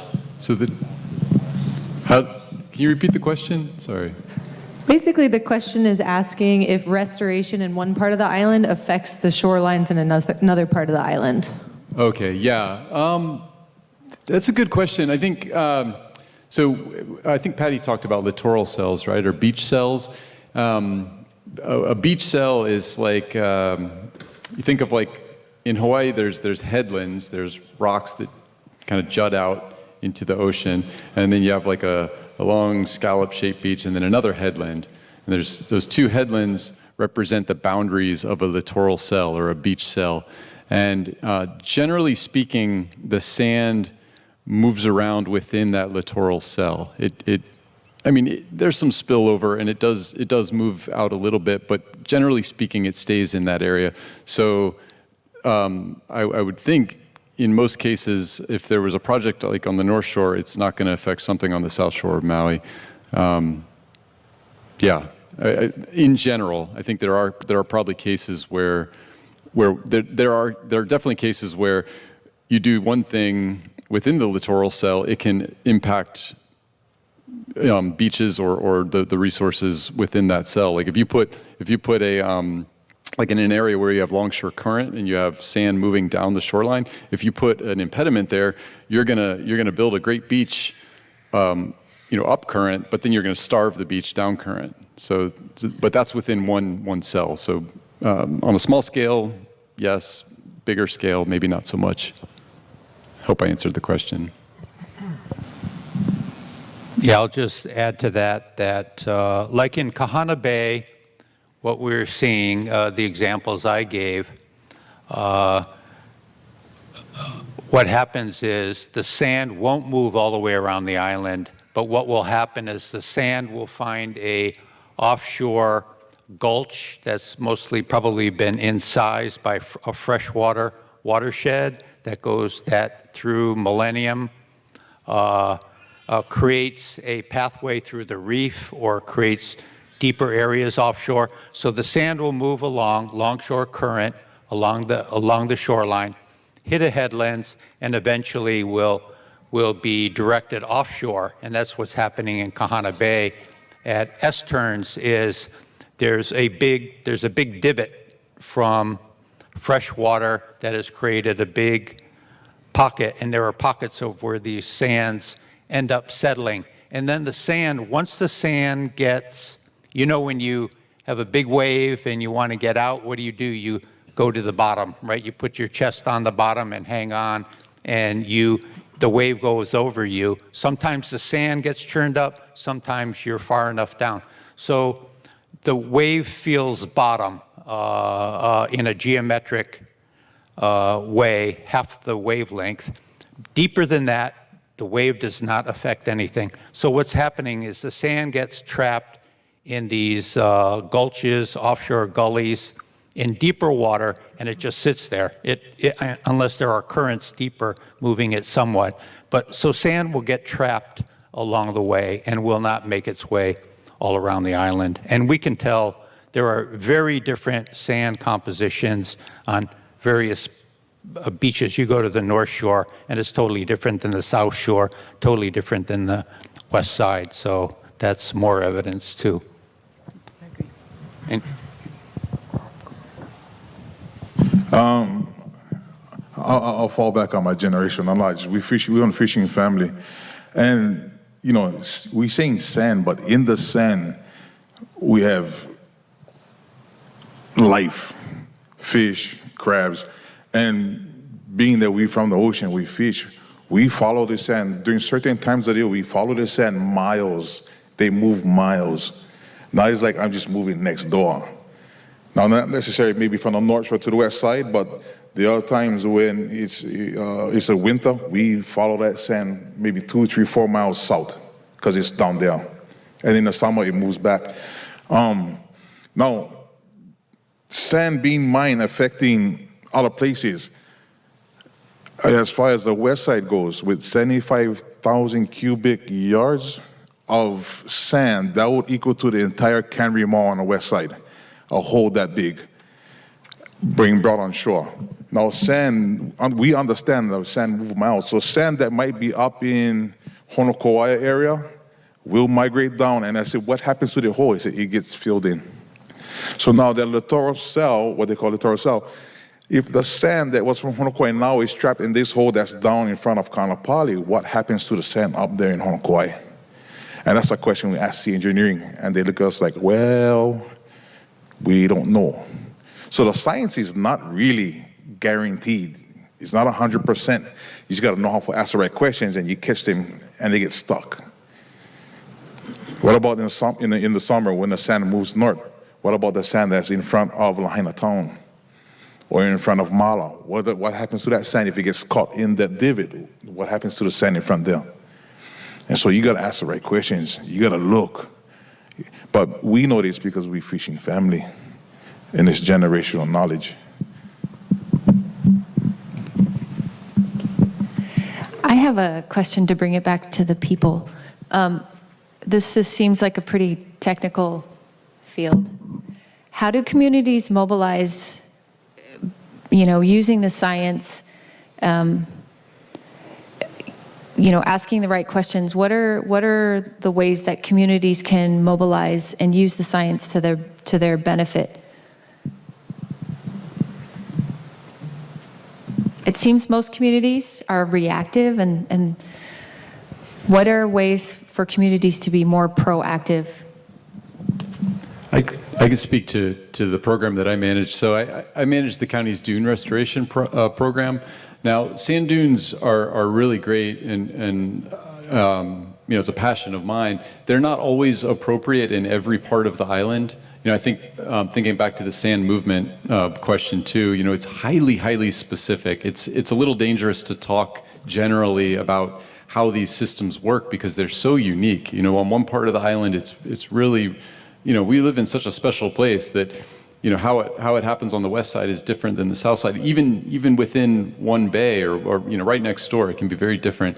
But in general, how communities can get involved, dune restoration projects are something that are generally speaking accessible to anyone that is interested in doing them.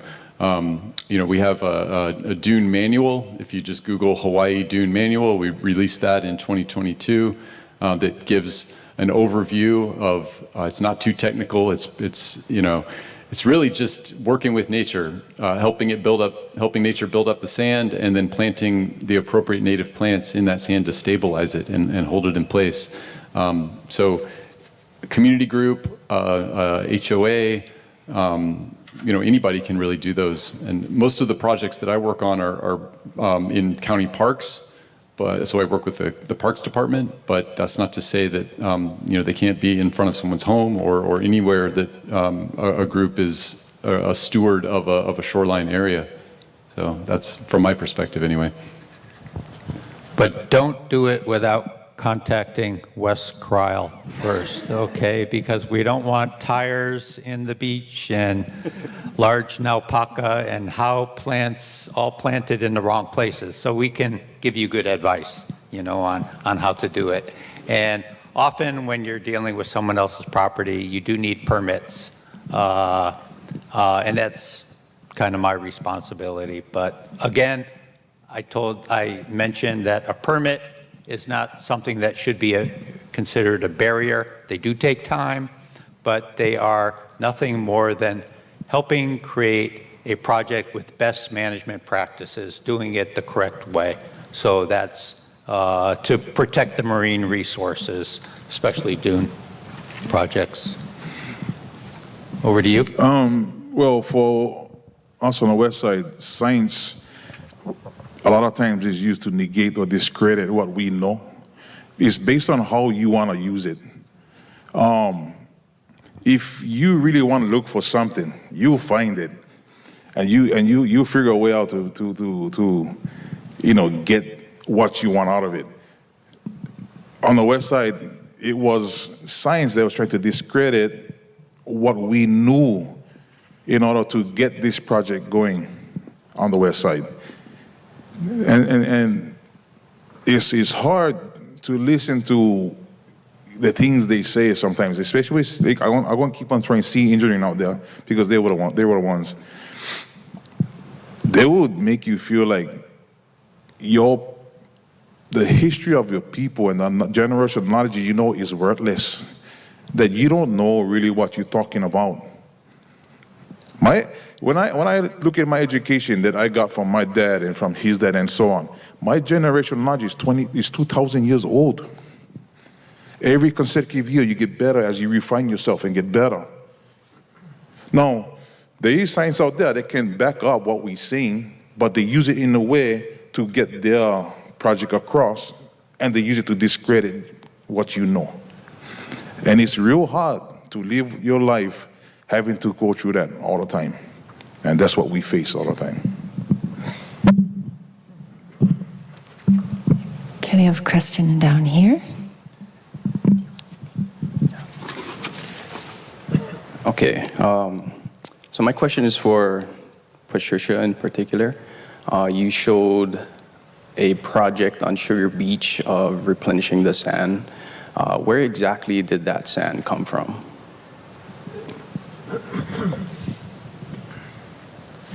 The sand for Sugar Cove, that's on the North Shore, Yes. mostly came from the Maui Lani project before it was discovered that there was EV in there, and it no longer comes from there. Okay. To my understanding, a lot of the beach restoration projects have a lot of very negative environmental impacts as far as, like, for example, the proposed Ka'anapali Beach restoration project would have come from a deposit of sand out in the ocean. And to my understanding, if something is able to deposit in an area, it means that it's stagnant enough for things to settle there.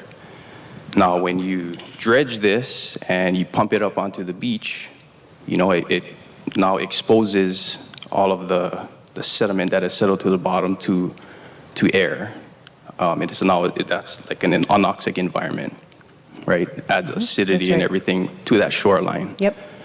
So with projects like that you have proposed, would you agree that there is an environmental impact on, per se, the reef?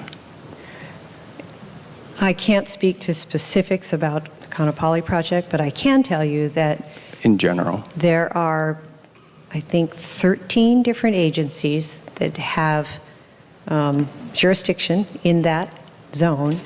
There is multiple opportunities for public questions and input, and the rigorous standards that you have to meet to get an approved project would cover all of your specific concerns. When they do sand surveys for offshore sand, they go down and get core samples, they look at the sand grain size, you have to go through a sieve analysis to make sure it's a good match, you have to make sure you don't have a certain percentage of fines, which would be revealed if there was a problem that you described, that would show. The coloration matters to the authorities. So if there's a problem with the sand source, it wouldn't be approved. Okay. I'd like to answer that also. You asked, are there environmental impacts? There are definitely environmental impacts. There are negative environmental impacts, and there are also positive environmental impacts. But there are negative. Moving sand does affect the reef. It does affect the life in the sand, no doubt about it, and it can affect currents and fishing grounds. And so those things, that's where we do need to listen to Hawaiians. We need to, who use those areas, and to understand what those impacts are. And the whole idea behind all of these projects to do many of these studies for a while is to do it in the most environmentally positive way as possible. But no doubt about it, there are environmental impacts.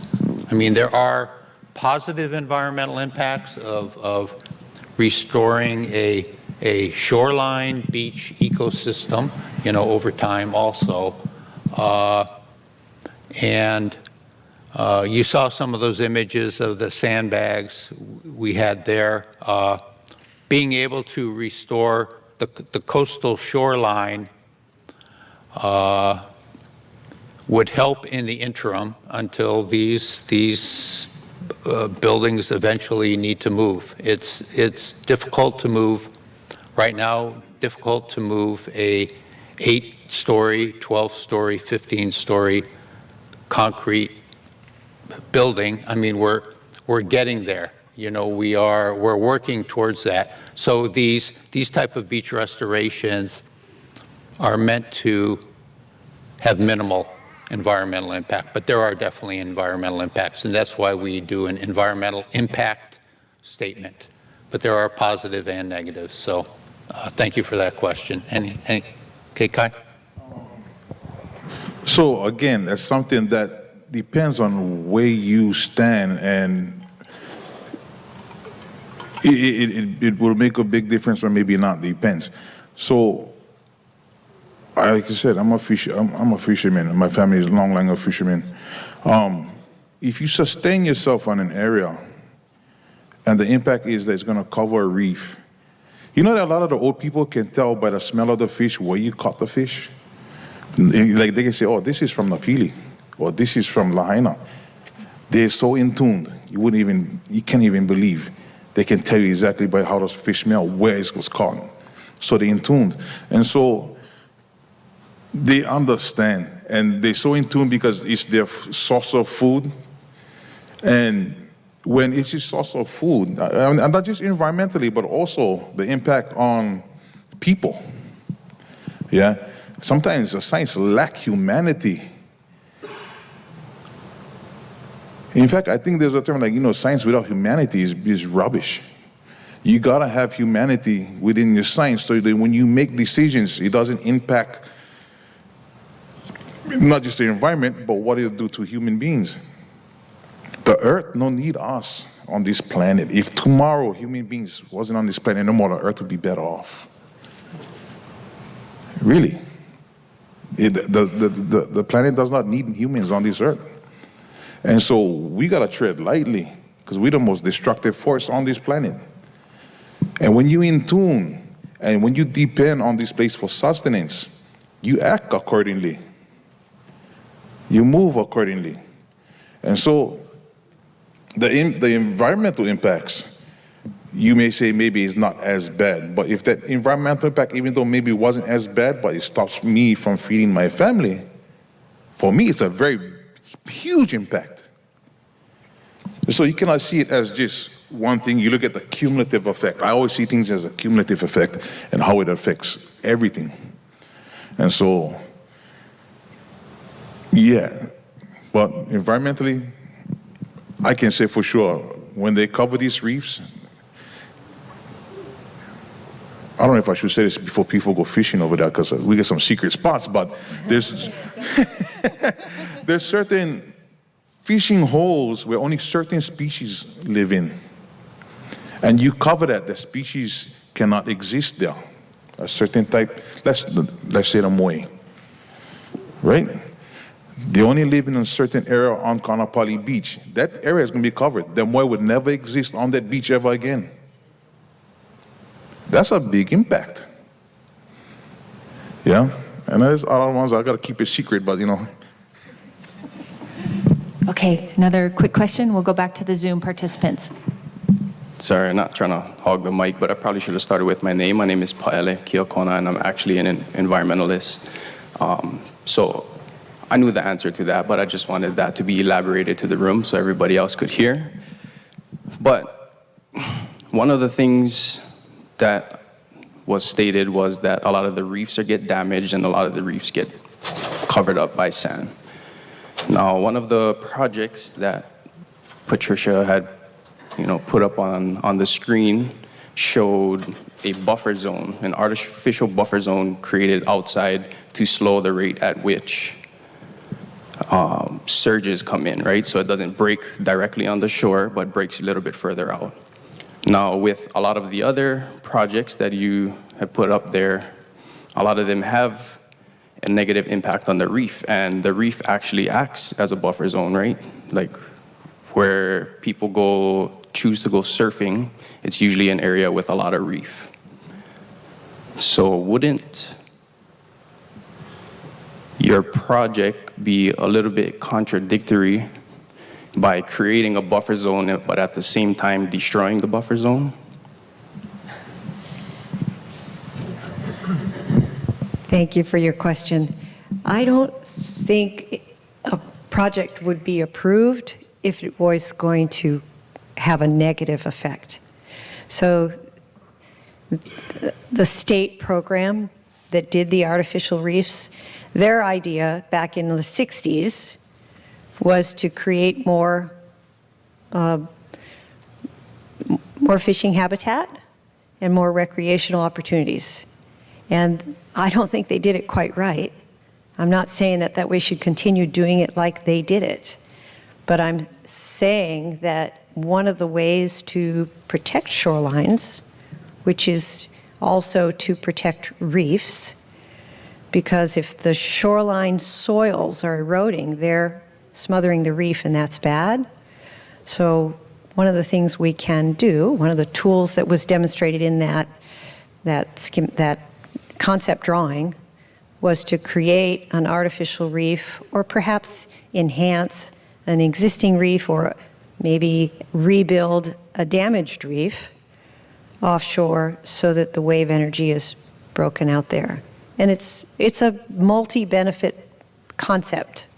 But again, I wouldn't begin to say you should just do this. It would be something someone would propose, and then the scientists and the engineers and the cultural experts would all get involved, have a say, ask all the good questions.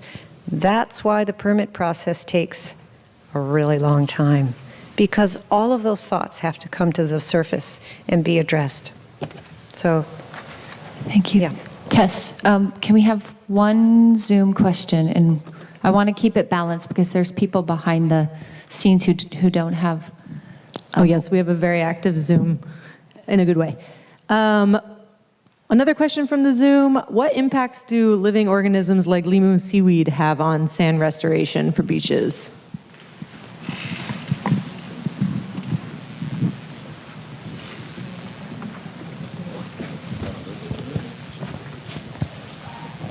Well, I mean, I guess limu and seaweed, that's a very broad category. But, you know, it's important. I think it came up in one of the presentations that the sand in Hawaii, almost all of it comes from biological sources. It's basically coral. It's ground down coral and little tiny organisms.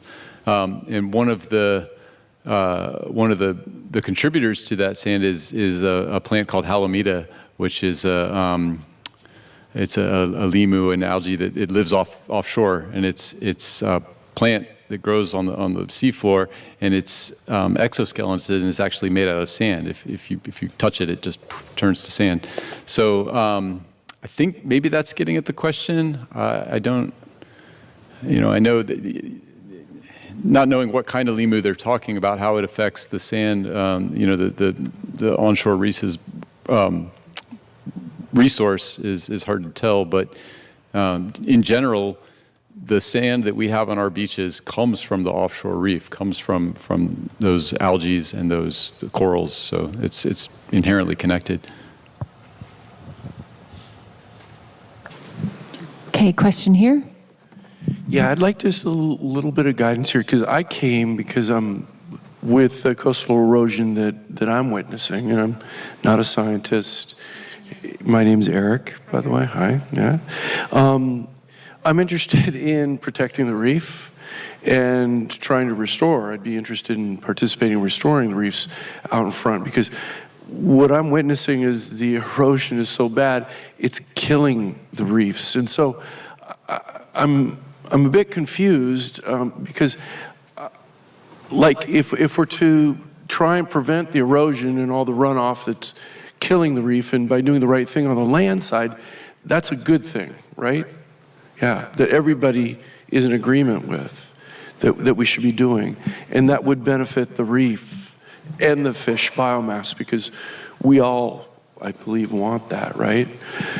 But I'm getting there seems to be a lot of, we're kind of, it seems like we're mixing beach nourishment and the sand issue with just the coastal, because not everything is, sand. It's not only about that. For me, it's ultimately about the reef and the fish and the land. Of course, I want beaches. I love the beach, but I love the land and the animals more. It's more important that we take care of those. And so I'm just curious, it seems to be such a focus on just the beach that we lose sight of it's about sustenance and preserving the fisheries, and just doing the right thing. And that's what I'm interested in. And I'm looking for as much guidance as possible so that I can be doing the right thing on the land to help the fish and the reef. That's it. If you could have guidance is really helpful. So competition between sand and land and fish and reef. Yeah, I'm 100% for aquatic life and the reef, 100%. Each case may be a little different depending on where you're from. Let's say Kaanapali. The dirt and the topsoil and the stuff that they brought in was brought in and put onto the beach. There's some places down in Lahaina town, going out towards Puamana, where they also brought in soil and went on top of the beach, right? And so a solution that maybe people don't want to hear is, well, we're going to have to remove that soil and start retreating and allow the sand and the ocean to take its course.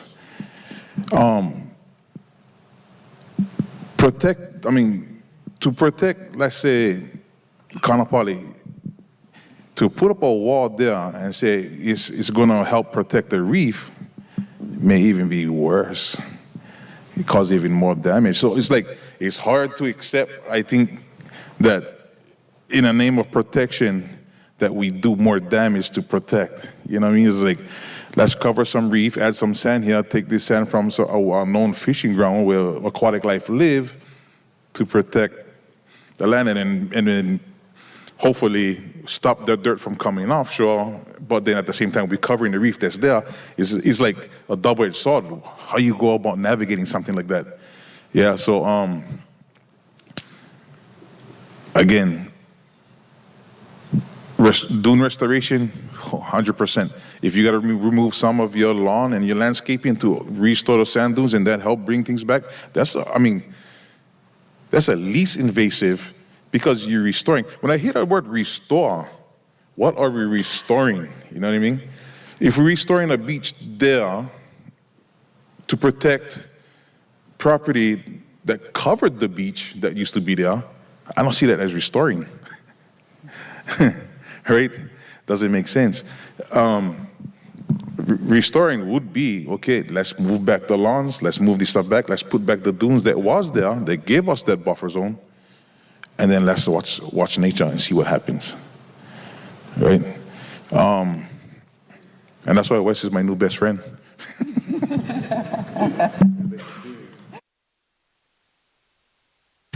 I think we have time for one more question. Do we have one in the audience or in Zoom? Oh, hi, Darla. Sorry. Hi. I wrote down my question. So I'd like to ask this question of Jim. My name is Darla Palmer Ellingson. So we're talking about various shoreline protection measures up to relocation inland. Are there development projects, hotel additions, or other structures in the sea level rise zone not yet built, but with approved permits, no matter from how long ago, meaning they'll still be built? And I'd like to point out the Marriott Bonvoy Beach Holly built on a sand dune in your answer.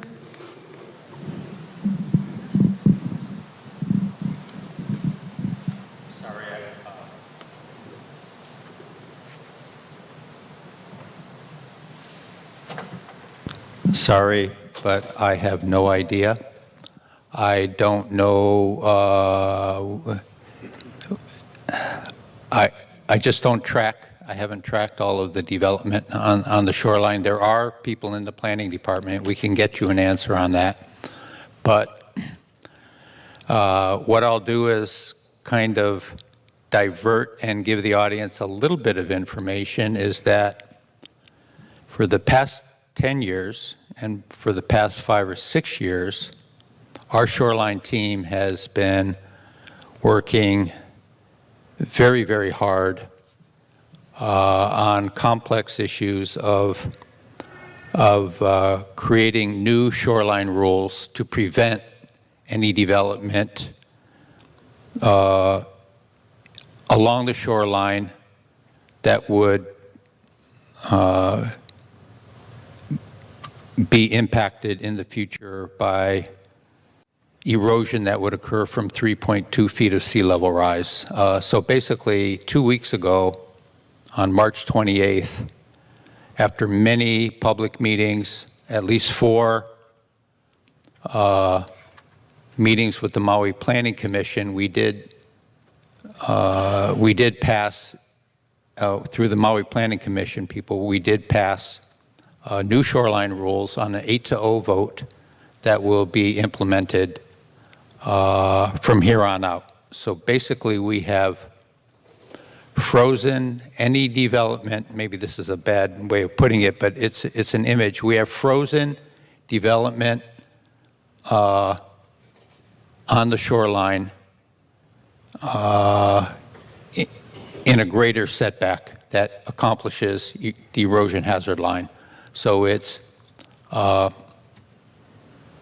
I mean, I don't want to take credit for it, but Chip Fletcher, again, who I think recited one of the preeminent climate change people, said that our new rules for shoreline setbacks are leading the state, most likely leading the country, and most likely leading the world. So I do believe that Maui is moving in the right direction from our experience on the shoreline. So, yeah. I really appreciate that, and I appreciate all your hard work. I really do. I hope that those projects that are already approved, that there's some vehicle that we can look at to make modifications, because we're talking about all these solutions to, prevent beach erosion, and eventually they'll have to move, but they're still being built. So I appreciate your work, but I hope we can, look at the ones that are already approved but not yet built. Thank you. Thanks, Darla. Okay, one last quick question. Hi, how's it, guys? Thank you, guys. My name is Kalama. I live in Lahaina. I'm just going to preface this question with sort of like understanding that, we understand the impacts of the shoreline coming from what we perceive as the prominent economic drivers such as tourism and the privatization of these properties and other settler colonial sort of ideas that are basically marginalizing the Hawaiian community and our voices and a lot of these things. So I guess in the interest of trying to come from the approach of the Aina and the impacts on these places, what are you guys' critiques? What are you guys' critiques of the industries such as tourism and privatization of these shoreline areas? What are some of the actions that you think that you can take in your positions to help with these things, to help with this issue? And finally, if you don't agree to that, then are you still willing to state that you guys are working from a natural state? Yeah, so, and if you guys are unwilling to address this, then are you guys still willing to say that your guys' work is still within the definition of what would be considered natural, nature-based sort of the kind? Yeah, anyways. Excellent question. Well, I could throw out I think it was targeted to that side of the the panel. This is. I could answer that question too. I'm a county worker. Okay.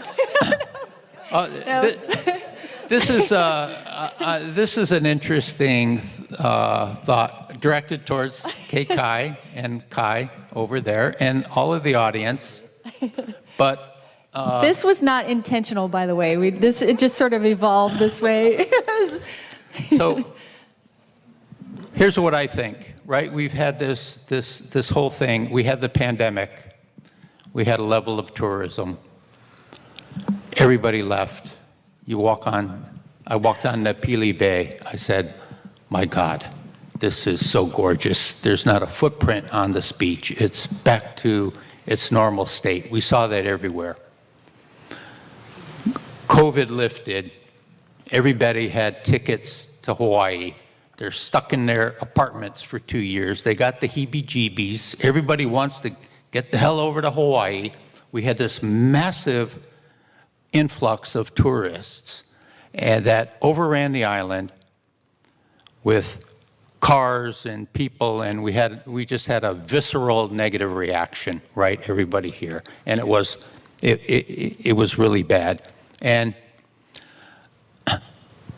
so I'm thinking, here, this is in defense of, or in favor of putting a beach back on Kahana Bay, 3,700-foot beach on Kahana Bay.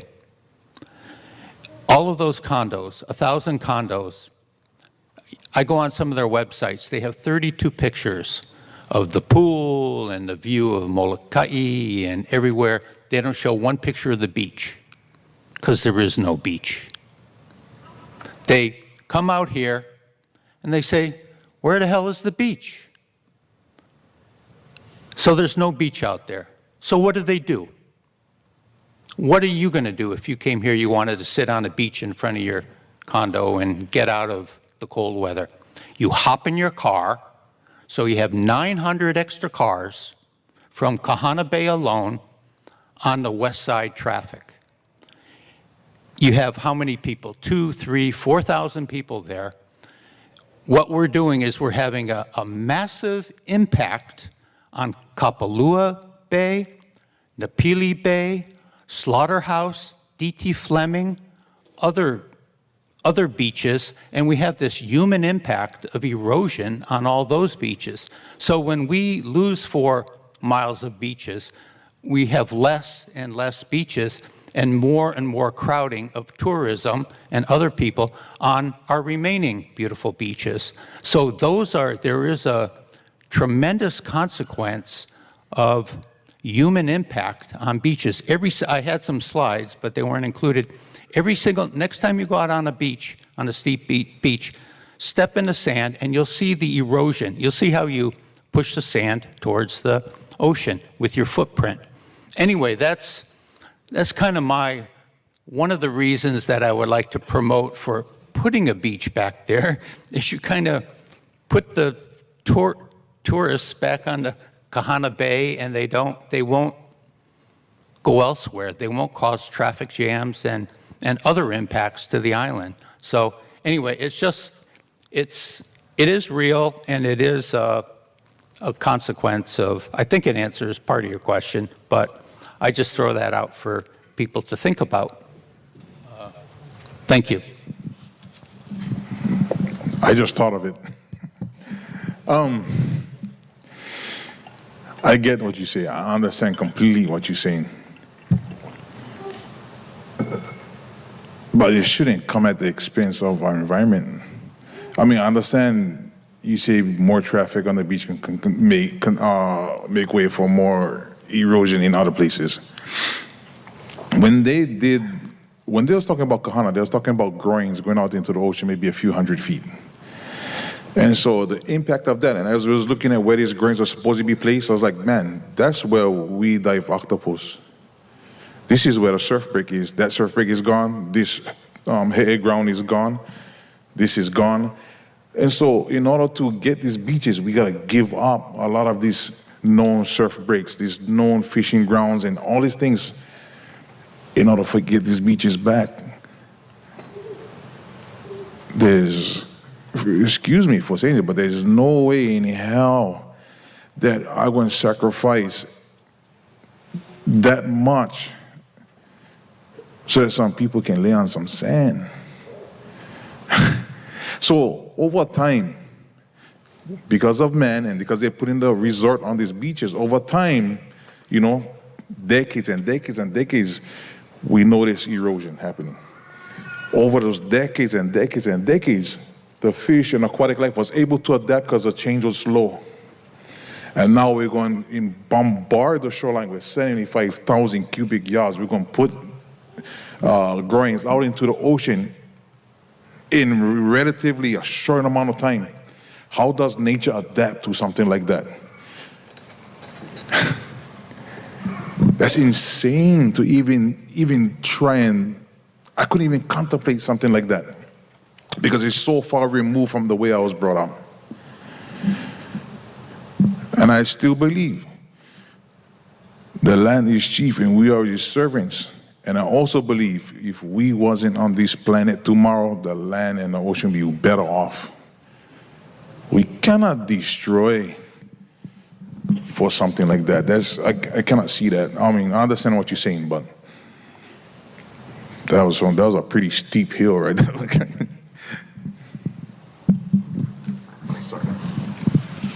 Okay. Contested development. Thank you, everyone, for coming here, for spending your Thursday evening talking about some pretty difficult issues, a lot of different values, a lot of different experiences. I think it's important, you bring up some really important points to not look at things in isolation, to make sure that we are not just taking care of certain communities. We all know that certain communities maybe are more mobilized, have more access to resources. So the speaker series is aiming to bring more information, facilitating bringing information to the table so people can learn more, people can take action, based on their values, get ahead of the game rather than having to stand out on the highway. I think we all want the same thing. Maybe it doesn't always seem that way. I think we all love Maui. We all love Maui County. So I appreciate everybody that has come here to be part of the solution, to speak your mind respectfully, to listen to others, and to advance have the difficult conversations, to advance, doing things better, becoming more resilient. Thank you so much to everyone. Mahalo to our speakers, Pat, Patty, Wes, and Jim, and also to Kai, Nishiki, and Kakai, who were not originally on the panel. They were not invited to, they found out about the event and they reached out to me, and I really appreciate that. So thank you so much for getting your presentation together and for showing up. Thank you. Thank you to all of the panelists. It's excellent to have these discussions and to be open and honest. Thank you to our partners, Maui Huliau, Akaku Community Media, and the Maui Ocean Center. Thank you for your professionalism and dedication to Maui County and its environment. Thanks also to my Ride and Die EP&S crew, Tess, Tanja, Cody, Claire, Cecile, Gary, and Mary. You guys are awesome. You're so positive and supportive, especially today when everything seemed to be going wrong. I couldn't have organized this event on my own. Drive safe, everyone. Please think about how you can step up in your communities, how you can join together, bridge divides, and stay tuned for the next speaker series in the next couple months.